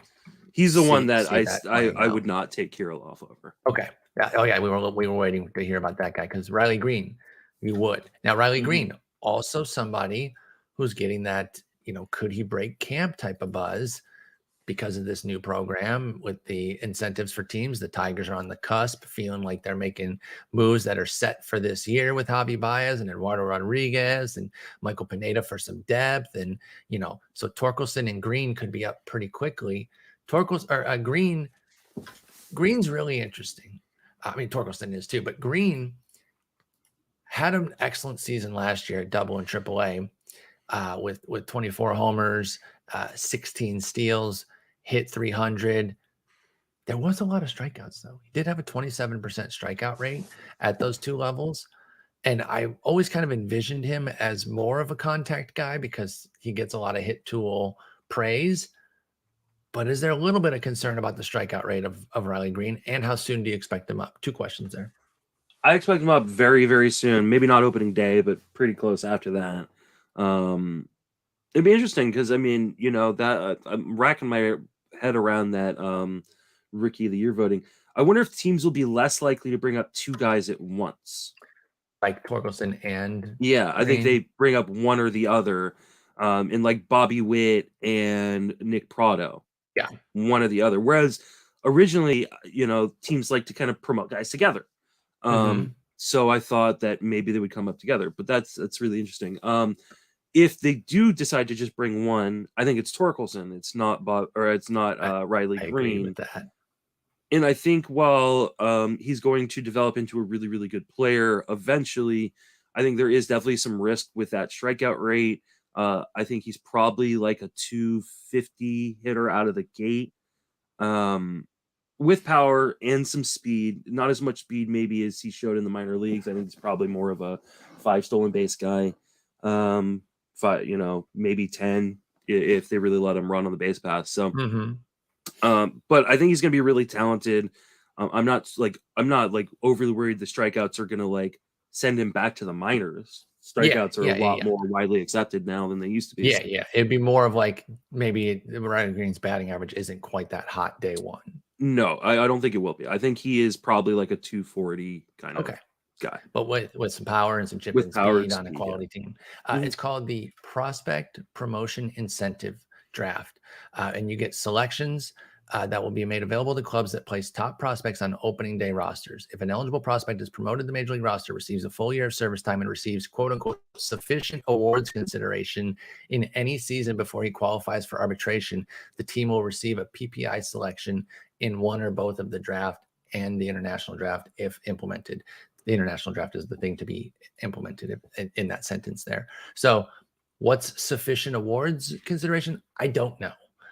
But you damn well better believe that if Torkelson comes up, wins or finishes second in Rookie of the Year, I think that would be enough. But we don't know exactly what that is. There is at least a carrot out there to get your best guys up now, as opposed to the strong incentive to not do it for so many years because you could get that extra service time. So we'll see. We'll see how it goes for There's somebody like a little O'Reilly incentive too for the Cubs to sign Suzuki, right? Because I mean, he's clearly like one of the guys who has a, he's like an automatic rookie of the yeah, year. yeah. I mean, always like these, Japanese or Korean players that come over that, like are just already finished products. Like they've just got the head start. Yeah, it's so pretty unfair, but hey, if the Cubs super unfair, if but that's why they did it, I love that signing. I mean, we don't count Suzuki, Ichiro Suzuki's hits in Japan, even though he should be the all-time hit leader. That's true. So then he gets to be rookie of the year. You got to do one or the other. Yeah, you get one or the other. You can't say oh no, you don't count the Japanese hits, but he doesn't get rookie of the year. No, he gets rookie of the year. It does have to be one or the other. I'd rather him give back rookie of the year and get all the all-time hits. I totally agree with that. Mid-round speed potential. This is where you're going to be looking if you really do wind up passing straw and you don't get some of the early speed there. These guys could be pivotal for you, and they come with warts. So we're going to talk about them. Adolis Garcia, Harrison Bader, Ramon Laureano, Robbie Grossman, Lane Thomas, Josh Rojas, Ian Happ, who is slated to miss some time. You hit us with that tip last podcast. Raimel Tapia and Garrett Habson, and then Manny Margot. Let's start with Adolis Garcia. And I'm just going to ask, man, is maybe the hate gone too far on him? I feel like the market has not overvalued him. I was concerned that he would be overpriced. I think 171 and outfielder 43 for the season he put up, even acknowledging how, the latter half was not good. But I don't know. He's going to play most days. He's a really, really sharp defender. He went 31-16 with 90 ribbies, 77 runs, and a 243 average. I get the risks. I was out on Adolis Garcia like instantly last year waiting for it to fall. And he took a while to really come back to earth. But is the hate too far for the 17th rated outfielder from 2021? Yes and no. Okay. Expound. He's a legit 2020 candidate. Well, that's great then. But he's also a legit hit 200 candidate. Yeah, I know. And so we've talked about with guys like Gallo and Matt Chapman, how much you have to roster for a full-time player. And like I said, the defense is good, so I think he's still a full-time player. Mm-hmm. To get a guy who's gonna get 600 plate appearances at a 200 batting average, you have to roster two guys who are 280 and above to offset that. That being said, I'm not 2020 is still valuable even with that 200 batting average. So he's the perfect kind of guy that falls into my punt batting average strategy. So in a standalone league, I haven't drafted him. The profile's so scary. I haven't either. It's sub 300 OBP again. We're talking 286 with Adolis. I get the reasons, but I am surprised that the market is universally, we are all on this. This guy's not that good. But man, that speed, he's gonna steal. And I mean, even when he hit 211 in the second half, he still had 9 home runs. He hit 212 in September and still stole 7 bases with a 242 OBP. Yeah. So here's the crazy thing about Adolis Garcia's steals: 5 in May, 7 in October, and in September, and then 1 every other month. Somebody threw him out for $3 in tout, and now tout is on base percentage. Yeah. And I said 45 cents.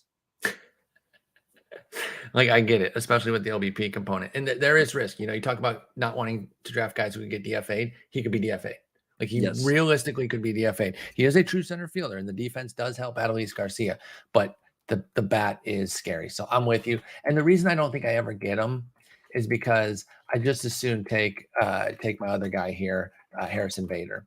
I was gonna say he's just the definition of a good fantasy player and bad baseball player. That's true. That's actually a great way to put it with Adolis Garcia. And where did I say he was going? 177. Yeah, I get Bader cheaper, and so I just end up taking Bader. He had some big strikeout gains last year that I think have some viability. I think there's real breakout potential with Harrison Bader. But even if I just kind of get good, solid power and speed again, he's a premium center fielder, so he plays every day. I will gladly take that, but I think there's more than just what we got last year. But it was 16-9 with a 267 average in 103 games. So if he stays healthy too. His defense is so good, he should play, right? I've gone back and forth on him all throughout draft season. I know you're a big proponent. I was listening to, again, Rates and Barrels. When I was driving down to the Barf League, trying to see like who does Eno like in the outfield. And he was talking that he had talked to 2 professional scouts that said that Bader is not going to hit enough to stay in the majors or something along those lines. Who said that? 2 professional scouts. When did they say that? Recently. Okay. That scares me. Yeah. And it scared me off of him. He went for $1 yesterday in tout, which is insane. That he should not go for $1. No love. Wow. It was the end game. A lot of really cheap a lot of outfielders went really, really cheap because people just ran out of money. We got to dollar days, and some people still had like 8 spots on their roster. So that being said, I don't know what to do with Bader, and because I don't know what to do with him, I'm not drafting him. Man, like I just feel like the risk is covered in the price. It is. I definitely think that Bader is a guy where the risk is covered in the price. He's a 58th outfielder, 225 average. I think there's even surplus there. Like that's why I like him so much, is because I think that he is so well priced. I don't know, man. I don't think I agree that he can't hang. He's got 1,451 plate appearances as a league average batter. He's a 99 WRC plus in that time. I don't think that we're dealing with somebody who's like so fringe that he could, and he's going the right way too, right? He improved last year, cut the strikeout rate down to 21%. His swing strike rate always hinted that maybe the 30+% strikeout rate was not quite who he was. I don't know. I think there's a lot to Bader that I really like. At age 28, I think he can be 20 and 12, and I'll take him all day. What about Ramon Laureano? He's going to miss time still because he's still serving his PED suspension. And so you have to factor that in. And when you talk about NFBC, where you just have to put him on the bench for, I believe, the first 3 weeks, I'm going to get a confirmation on that. But are you open to taking Ramon Laureano? And a bonus question, do you think he gets traded before the season starts, since Oakland's getting rid of everything? I think he does get traded. 27 games, by the way. So basically the first month. I think teams are just waiting for Conforto and Pham to go, and then maybe he's part of a Manaea deal or Montas depending deal. on how big it is. Yep. They do want to just shed money, so maybe they just decide that they're gonna pair him. Which then it depends on kind of where he lands. But I think if you're going for Laureano, you're doing it because you want his speed as part of his game too. You just got to figure out what to do. I think if you take a guy like Laureano, it becomes harder to take a guy like Julio Rodriguez, right? Because if Rodriguez does go down to the minor leagues to start the season, now you've got 2 guys who are outfielders who aren't on your roster for the first 3 weeks of the season. So he is a gamble worth taking alone, not with other gambles. Okay, I think that's fair. Yeah, because you're guaranteed to miss a month on Laureano. You don't want to pile on extra issues with that. That's fair. What's Robbie Grossman do for a follow-up? I obviously watched him damn near every day for my Tigers, and he had a hell of a season going 23-20, hit 239 by the 357 OBP. He gets on base, scored 88 runs, 67 ribbies. Are the steals legit? Does he continue to run at this kind of clip? Because the Tigers seem to be very comfortable with letting him do his thing, and he was great atop the lineup. Are you buying in on Robbie Grossman in year 2 with the Tigers? I am, and I don't understand why everybody else isn't. Like, I can't remember a guy going 2020 then being drafted this low. Right? It does seem wild. And he's leading off. Like, yeah, and that's not going to change. Like, Torkels is not leading off. Riley Green's not leading off. No. Like, he's the leadoff guy. At worst, he's 2. Yeah. At worst. Like, I don't think, like, if they put Badu atop against righties, I don't think it moves Grossman down to like 6 or anything. No, but I don't even think that. I think he leads off against righties and lefties. Like, how is he getting this boring moniker too? Like, he went 2020. How is he boring? I don't know, man. There is not a lot of love like for Robbie Grossman. Hate Randy Rosarena after his 2020 season, but people are bearing Robbie Grossman after a 2020 season, and it's because he's 32. That's 2020 is so valuable, and it wasn't like he hit 220. He hit 239. That's fine, whatever. 88 runs is solid too. 67 ribbies. He was the 25th outfielder last year, and he goes as the 46th. Yeah, like damn near two. Almost double where he ranked last year is where he's going. I agree. I think it's a nice little bastion of speed too, even if it comes down to say like 13, 15 area. I think he can hit another 20 homers. I think the runs go up. If he doesn't bat lead off, then he's probably going to bat 2 or 3, or probably 2. And then the RBIs might go up a little bit more, but I don't even care about that. I'll take what I got last year on all those categories. Even if the homers and steals each come down a little handful at outfielder 46, I'm fine with that with Robbie Grossman. So it's crazy that in this tier, you can build a team with 2 2020 guys this late. It really is. Garcia, and I mean, I don't think you want to, but you can't. But then that's you can get some speed. There's some warts on this speed. That's what I'm admitting here. Mm-hmm. But there's some decent guys out there. My boy Lane Thomas has been in the Twitter chatter lately for a negative reason. He's getting pushed down with Cesar Hernandez looking like he's going to lead off. Now, I understand that generally speaking, but I wonder how much he'll get to continue to lead off if he doesn't improve the 308 OBP. Cesar Hernandez used to be an OBP guy.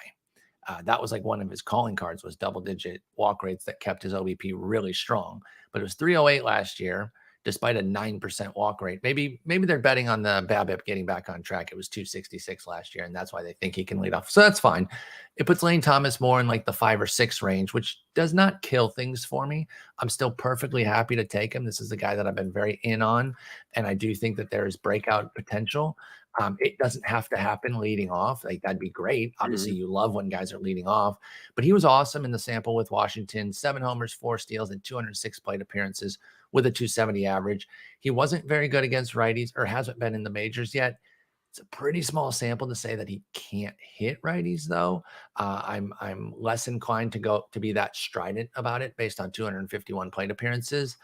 I like Lane Thomas, and I just think he can be like a 15-20 kind of guy.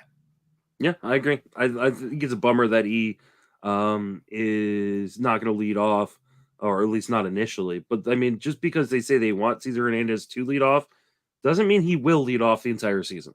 Yeah, exactly. And I think that will change if he maintains a 308 OBP and doesn't get that back up.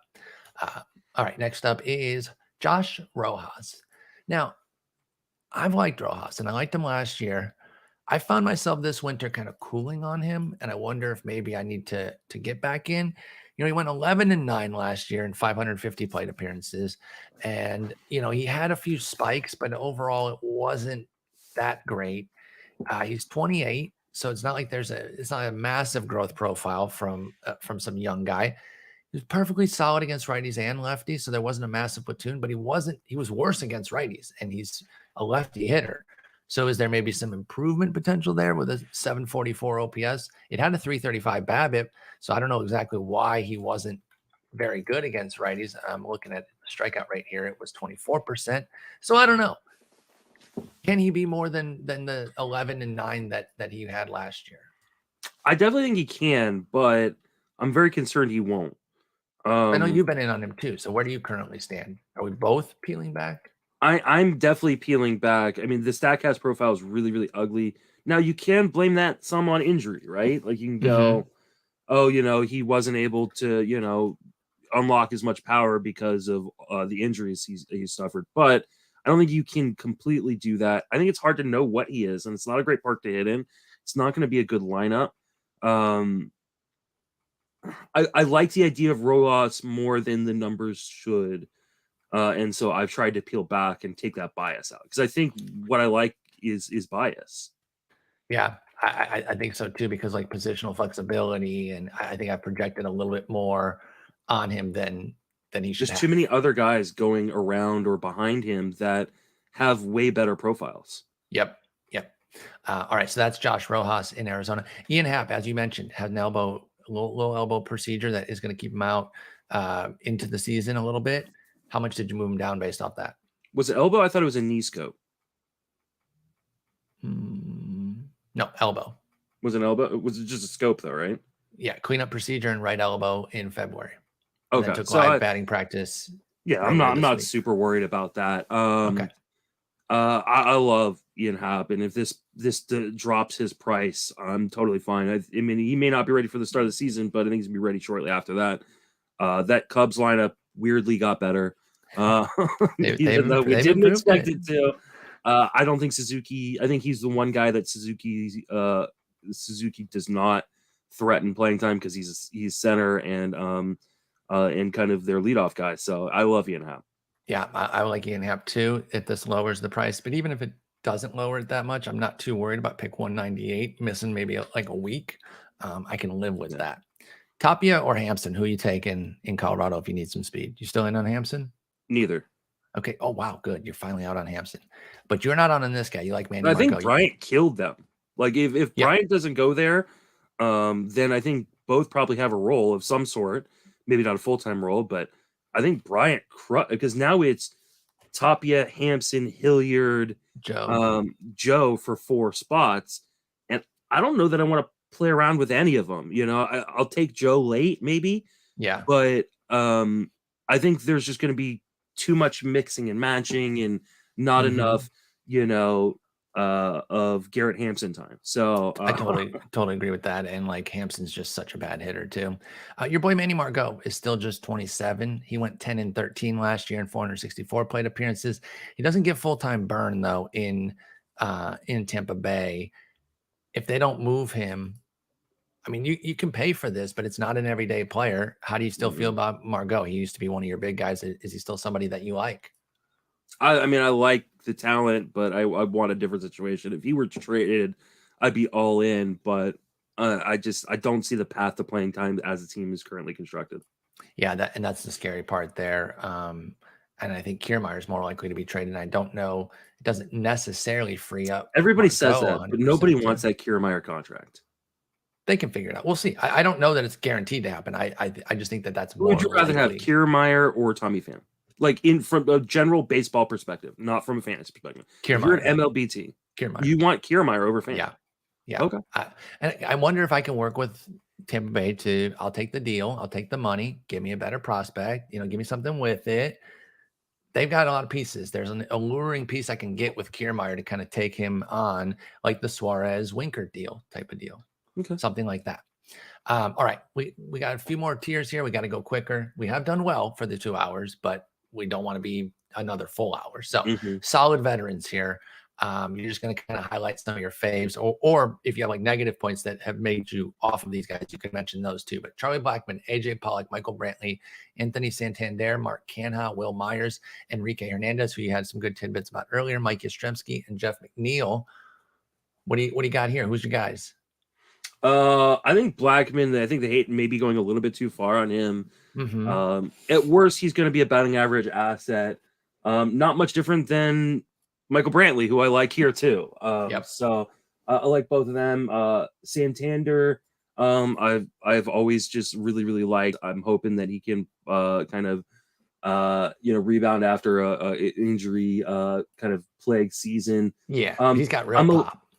I'm a little down on AJ Pollock after the Freddie Freeman signing because he needs the DH to help keep him healthy. I think the Dodgers are going to do a really, really good job from a baseball perspective of limiting his time in the outfield or on the field in general to keep him healthy, which is great for them because he'll be around for the playoffs.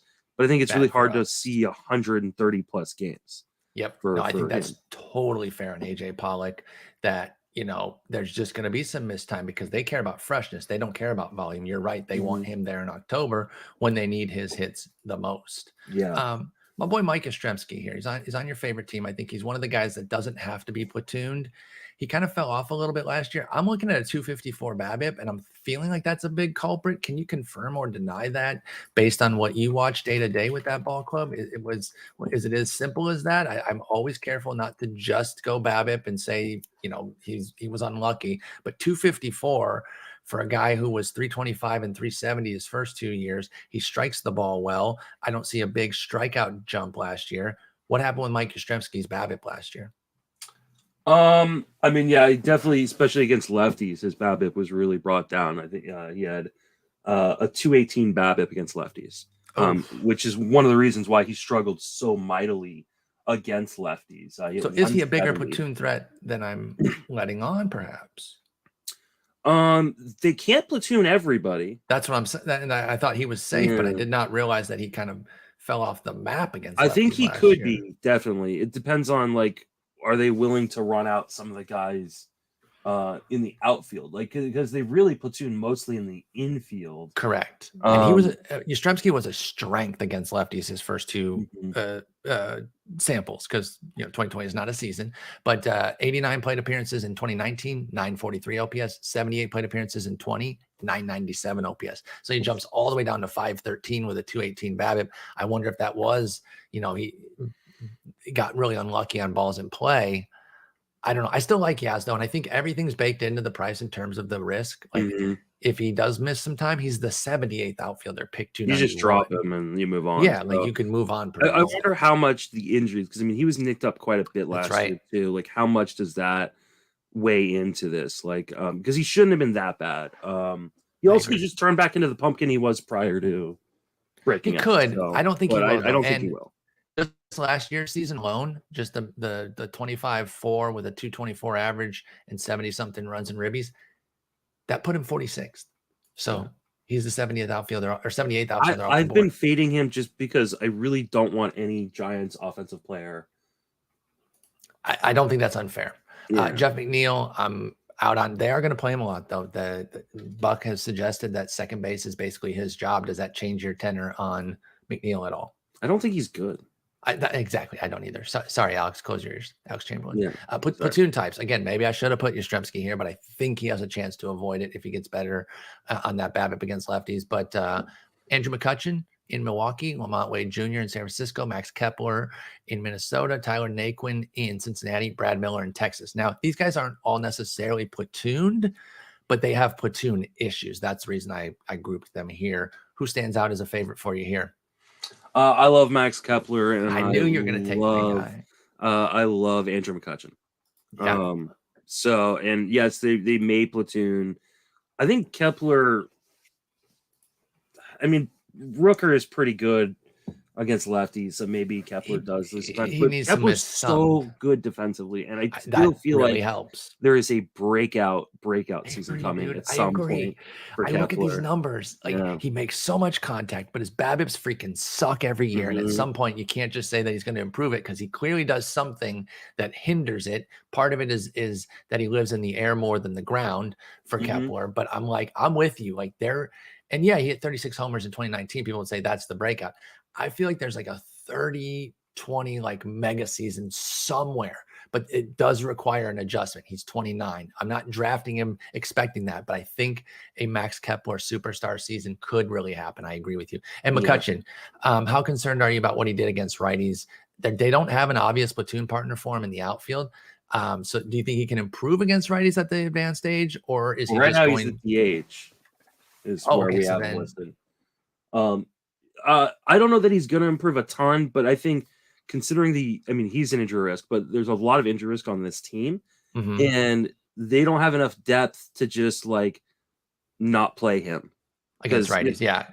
Or just in general. I think against lefties, he's guaranteed to play, because McCutchen crushed lefties, but he had a 217 BABIP and led to a 186 average against righties. I'd have to dig in further to see how much of that might have been some bad luck.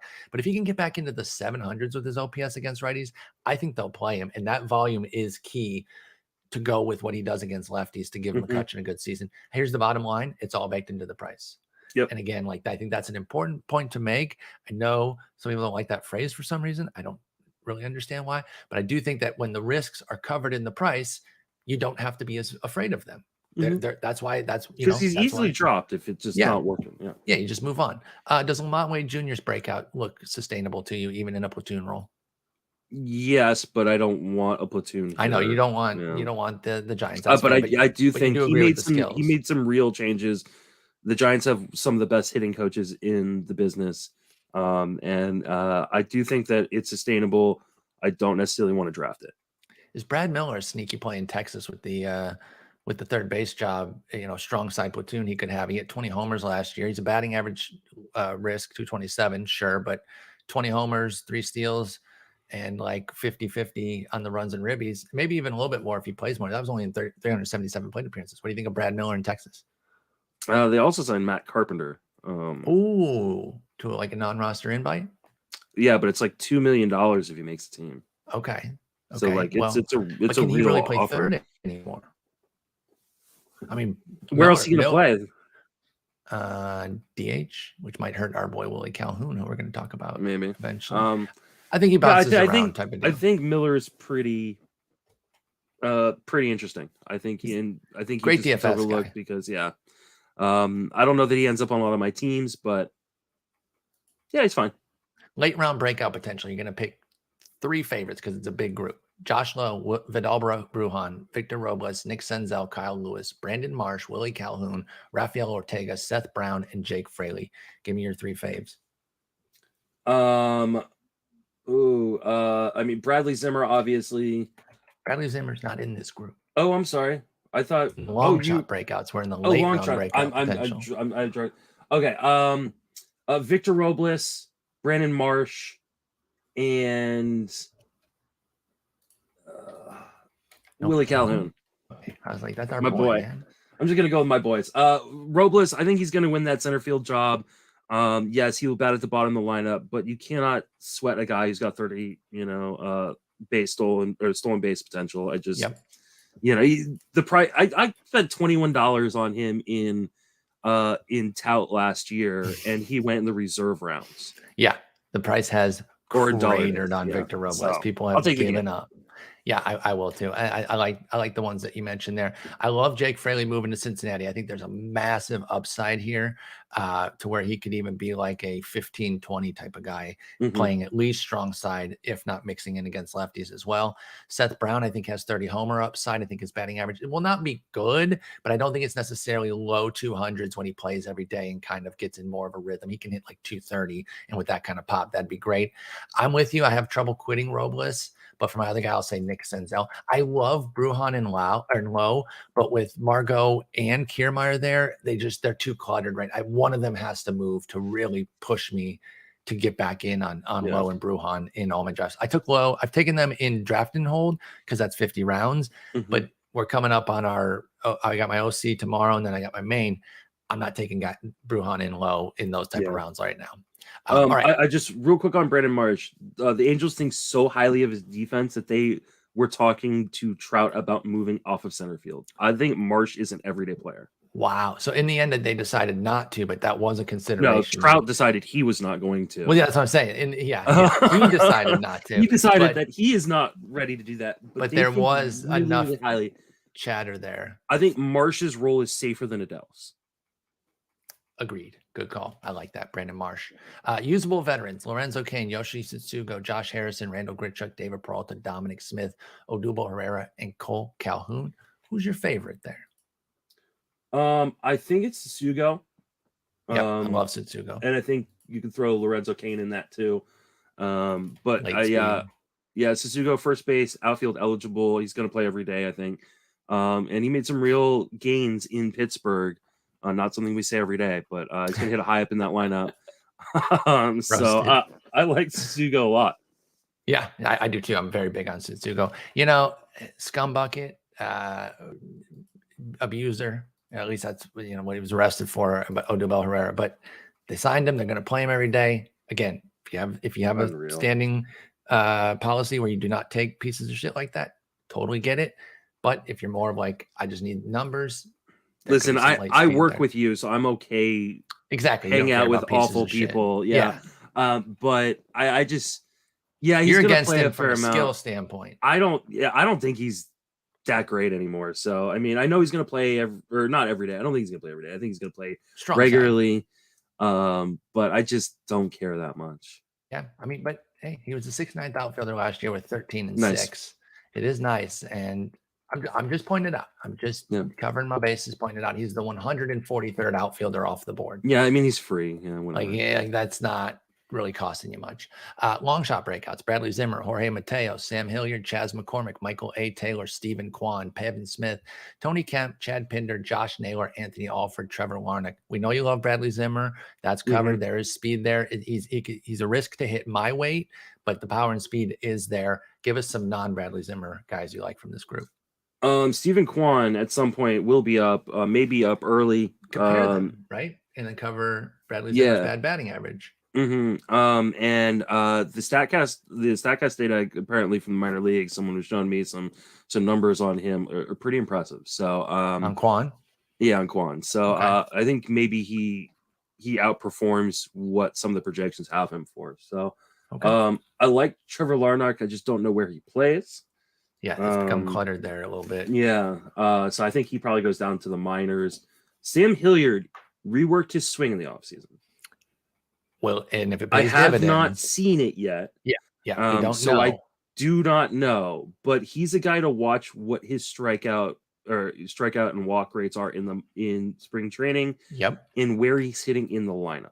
Agreed. Because he could be the opening day center fielder. Yep. I totally agree with that. And he's shown power and speed, just an impossible inability to make contact has been an issue for him. But if the new swing, which the idea was to shorten the motion, in order to give him the ability to hit the high fastball, if that's a thing, then Sam Hilliard's season might finally be upon us. Yeah, probably could be a game changer, probably not, but it's at least possible. I'm gonna say Michael A. Taylor as somebody to be interested in. They signed him to the 2-year deal. They really love his defense. He went 12-14 last year. It's boring, and he's another sub 300 OBP guy. But if you need some of that late speed, you can plug him in and even get a little bit of punch with it. You guys know I like Pavin Smith. I'm kind of betting on the hit tool there. The freaking Tony Kemp is still a conundrum to me. I can't get over how sick the plate skills were, but how utterly negligent the power was with 3 barrels. He hit 8 homers, but like the power metrics just aren't there. So I'm torn on him because usually somebody walking more than they strike out, I'm like, that's sick, but I don't know, man. Is he going to hit 2 homers with like 14 steals or something? I don't know. But Tony Kemp is definitely somebody that in those late rounds, I am open to at least considering. And then Chad Pinder, if Swipe Right plays every day, he crushes the ball. He's the opposite of Tony Kemp. He smacks the piss out of it. He does need to kind of figure out something against righties to sustain him. Yeah, I think he's one of those guys. I think he's one of those guys like James McCann. Like if he plays every day, he's going to get exposed more. Maybe. Yeah, how many more can you get exposed? Here he's a 681 against righties so far. It was really disastrous last year at 550. That's untenable for Chad Pinder. I totally agree there. But he does club the ball. Like he has good power metrics that suggest maybe there's something there. So if there's playing time, that's where the interest comes from. Prospect corner: Alek Thomas in Arizona, Brennan Davis for the Cubs, Nick Gordon for the Twins, Christian Pache for the A's, Jaron Duran for the Red Sox, Kyle Isbell and Edward Olivares for the Royals. Alek Thomas is my favorite in Arizona. I'm not hearing enough buzz on him. And frankly, I like that because then that means we can get him. But there probably should be more buzz on Alek Thomas. He's a non-roster invite to spring, big time prospect, AA, AAA season last year went really, really well. Power with some speed component. I mean, he can run. I really like Alek Thomas. And if the playing time is there this year, that's the question, of course. But if and when he's called up, I'm in on Alek Thomas from day one. Yeah, because I like a lot of these guys, but a lot of them just got blocked. Nick Gordon in Minnesota, Jan Duran, I think is going to go down to the minors now in Boston. Kyle Isbell, I really, really like a lot, but I think he's probably a bench player too now. So I think Alek Thomas has the clearest path because Arizona sucks. I really like Brennan Davis too, but he just got blocked. I'm probably not drafting any of these guys. Maybe the occasional Isbell share. But I think all of them are probably waiver wire guys. Brennan Davis could unblock himself pretty quickly with. Yeah, because it's guys like Clint Frazier and Jason Hayward and guys like that. Exactly, and Patrick Wisdom could play himself out of a role. But Clint Frazier is interesting. Yeah, Clint Frazier does have some intrigue as well. You know what the most important part about Clint Frazier going to the Cubs is, right? What's that? He's allowed to grow a beard. And beards promote power. Oh, I didn't know there was a direct one-to-one. There is a correlation. Oh, okay, right? Okay. That's fantastic. Well, good to know. I can't let the beards get too long like Charlie Blackmon, and then they sap your power. There's a cutoff point. Yeah, there's a sweet spot. Gotcha. Good to know there. Beard grafts. This is the kind of analysis you get 2 hours and 15 minutes into a podcast. Exactly. I did like Nick Gordon. He is blocked off from a starting role. I do still think he could, volume his way into a double-double if a spot opens. That was back when they had a spot. Now they don't. So he would require something opening for him. Like I don't think he's great, but yeah, maybe a trade, or if there's an injury. Like a Manaea or Montas trade. They're talking to them too, so that would open it up. But yeah, keep an eye on Alec Thomas and Brendan Davis with the Diamondbacks and Cubs specifically. Anybody else? Larnach and Nick Gordon for Montas. Maybe another. They would have to include a prospect. I mean, their last year, Larnach was a top 50 prospect. No, I know. But you know how premium pitching goes. Throw in Jordan Balazovic. I think that's, or Yohan Duran. I think that gets it done. We're making moves here. You mentioned Clint Frazier. Aristides Aquino, if he plays, he still has crazy power. I know he's only had that 1 month. He does have the raw power. Oscar Mercado has some speed. Adam Engel, I know you and Jason talked about him a couple weeks ago and didn't have very many nice things to say. I kind of like him too. It's a little bit Tony Kemp, not directly in terms of how they come up, but how I like the player more than I should, just because I like him. Like I can't really explain like, this is why Adam Engel's a beast. He's 30. He hasn't done shit. He could steal 25 bases. That's what it is. It's that allure of possibly stealing 25 with double-digit power. No, he can hit. Then he had a 244 ISO last year, 182 the year before. You shut your hole. I know they were tiny samples. Anyway, anybody else that you want to get to? Otherwise, we covered outfield in one episode. No, I've got to pee really bad. Yeah, I have to pee as well. So, all right, we're going to wrap it there. We'll be back Tuesday. You and I will be to talk starting pitchers. I'll be back tomorrow on Monday to do a reliever episode by myself. So, Justin, we'll talk in a couple days. Until then, take care. Take it easy.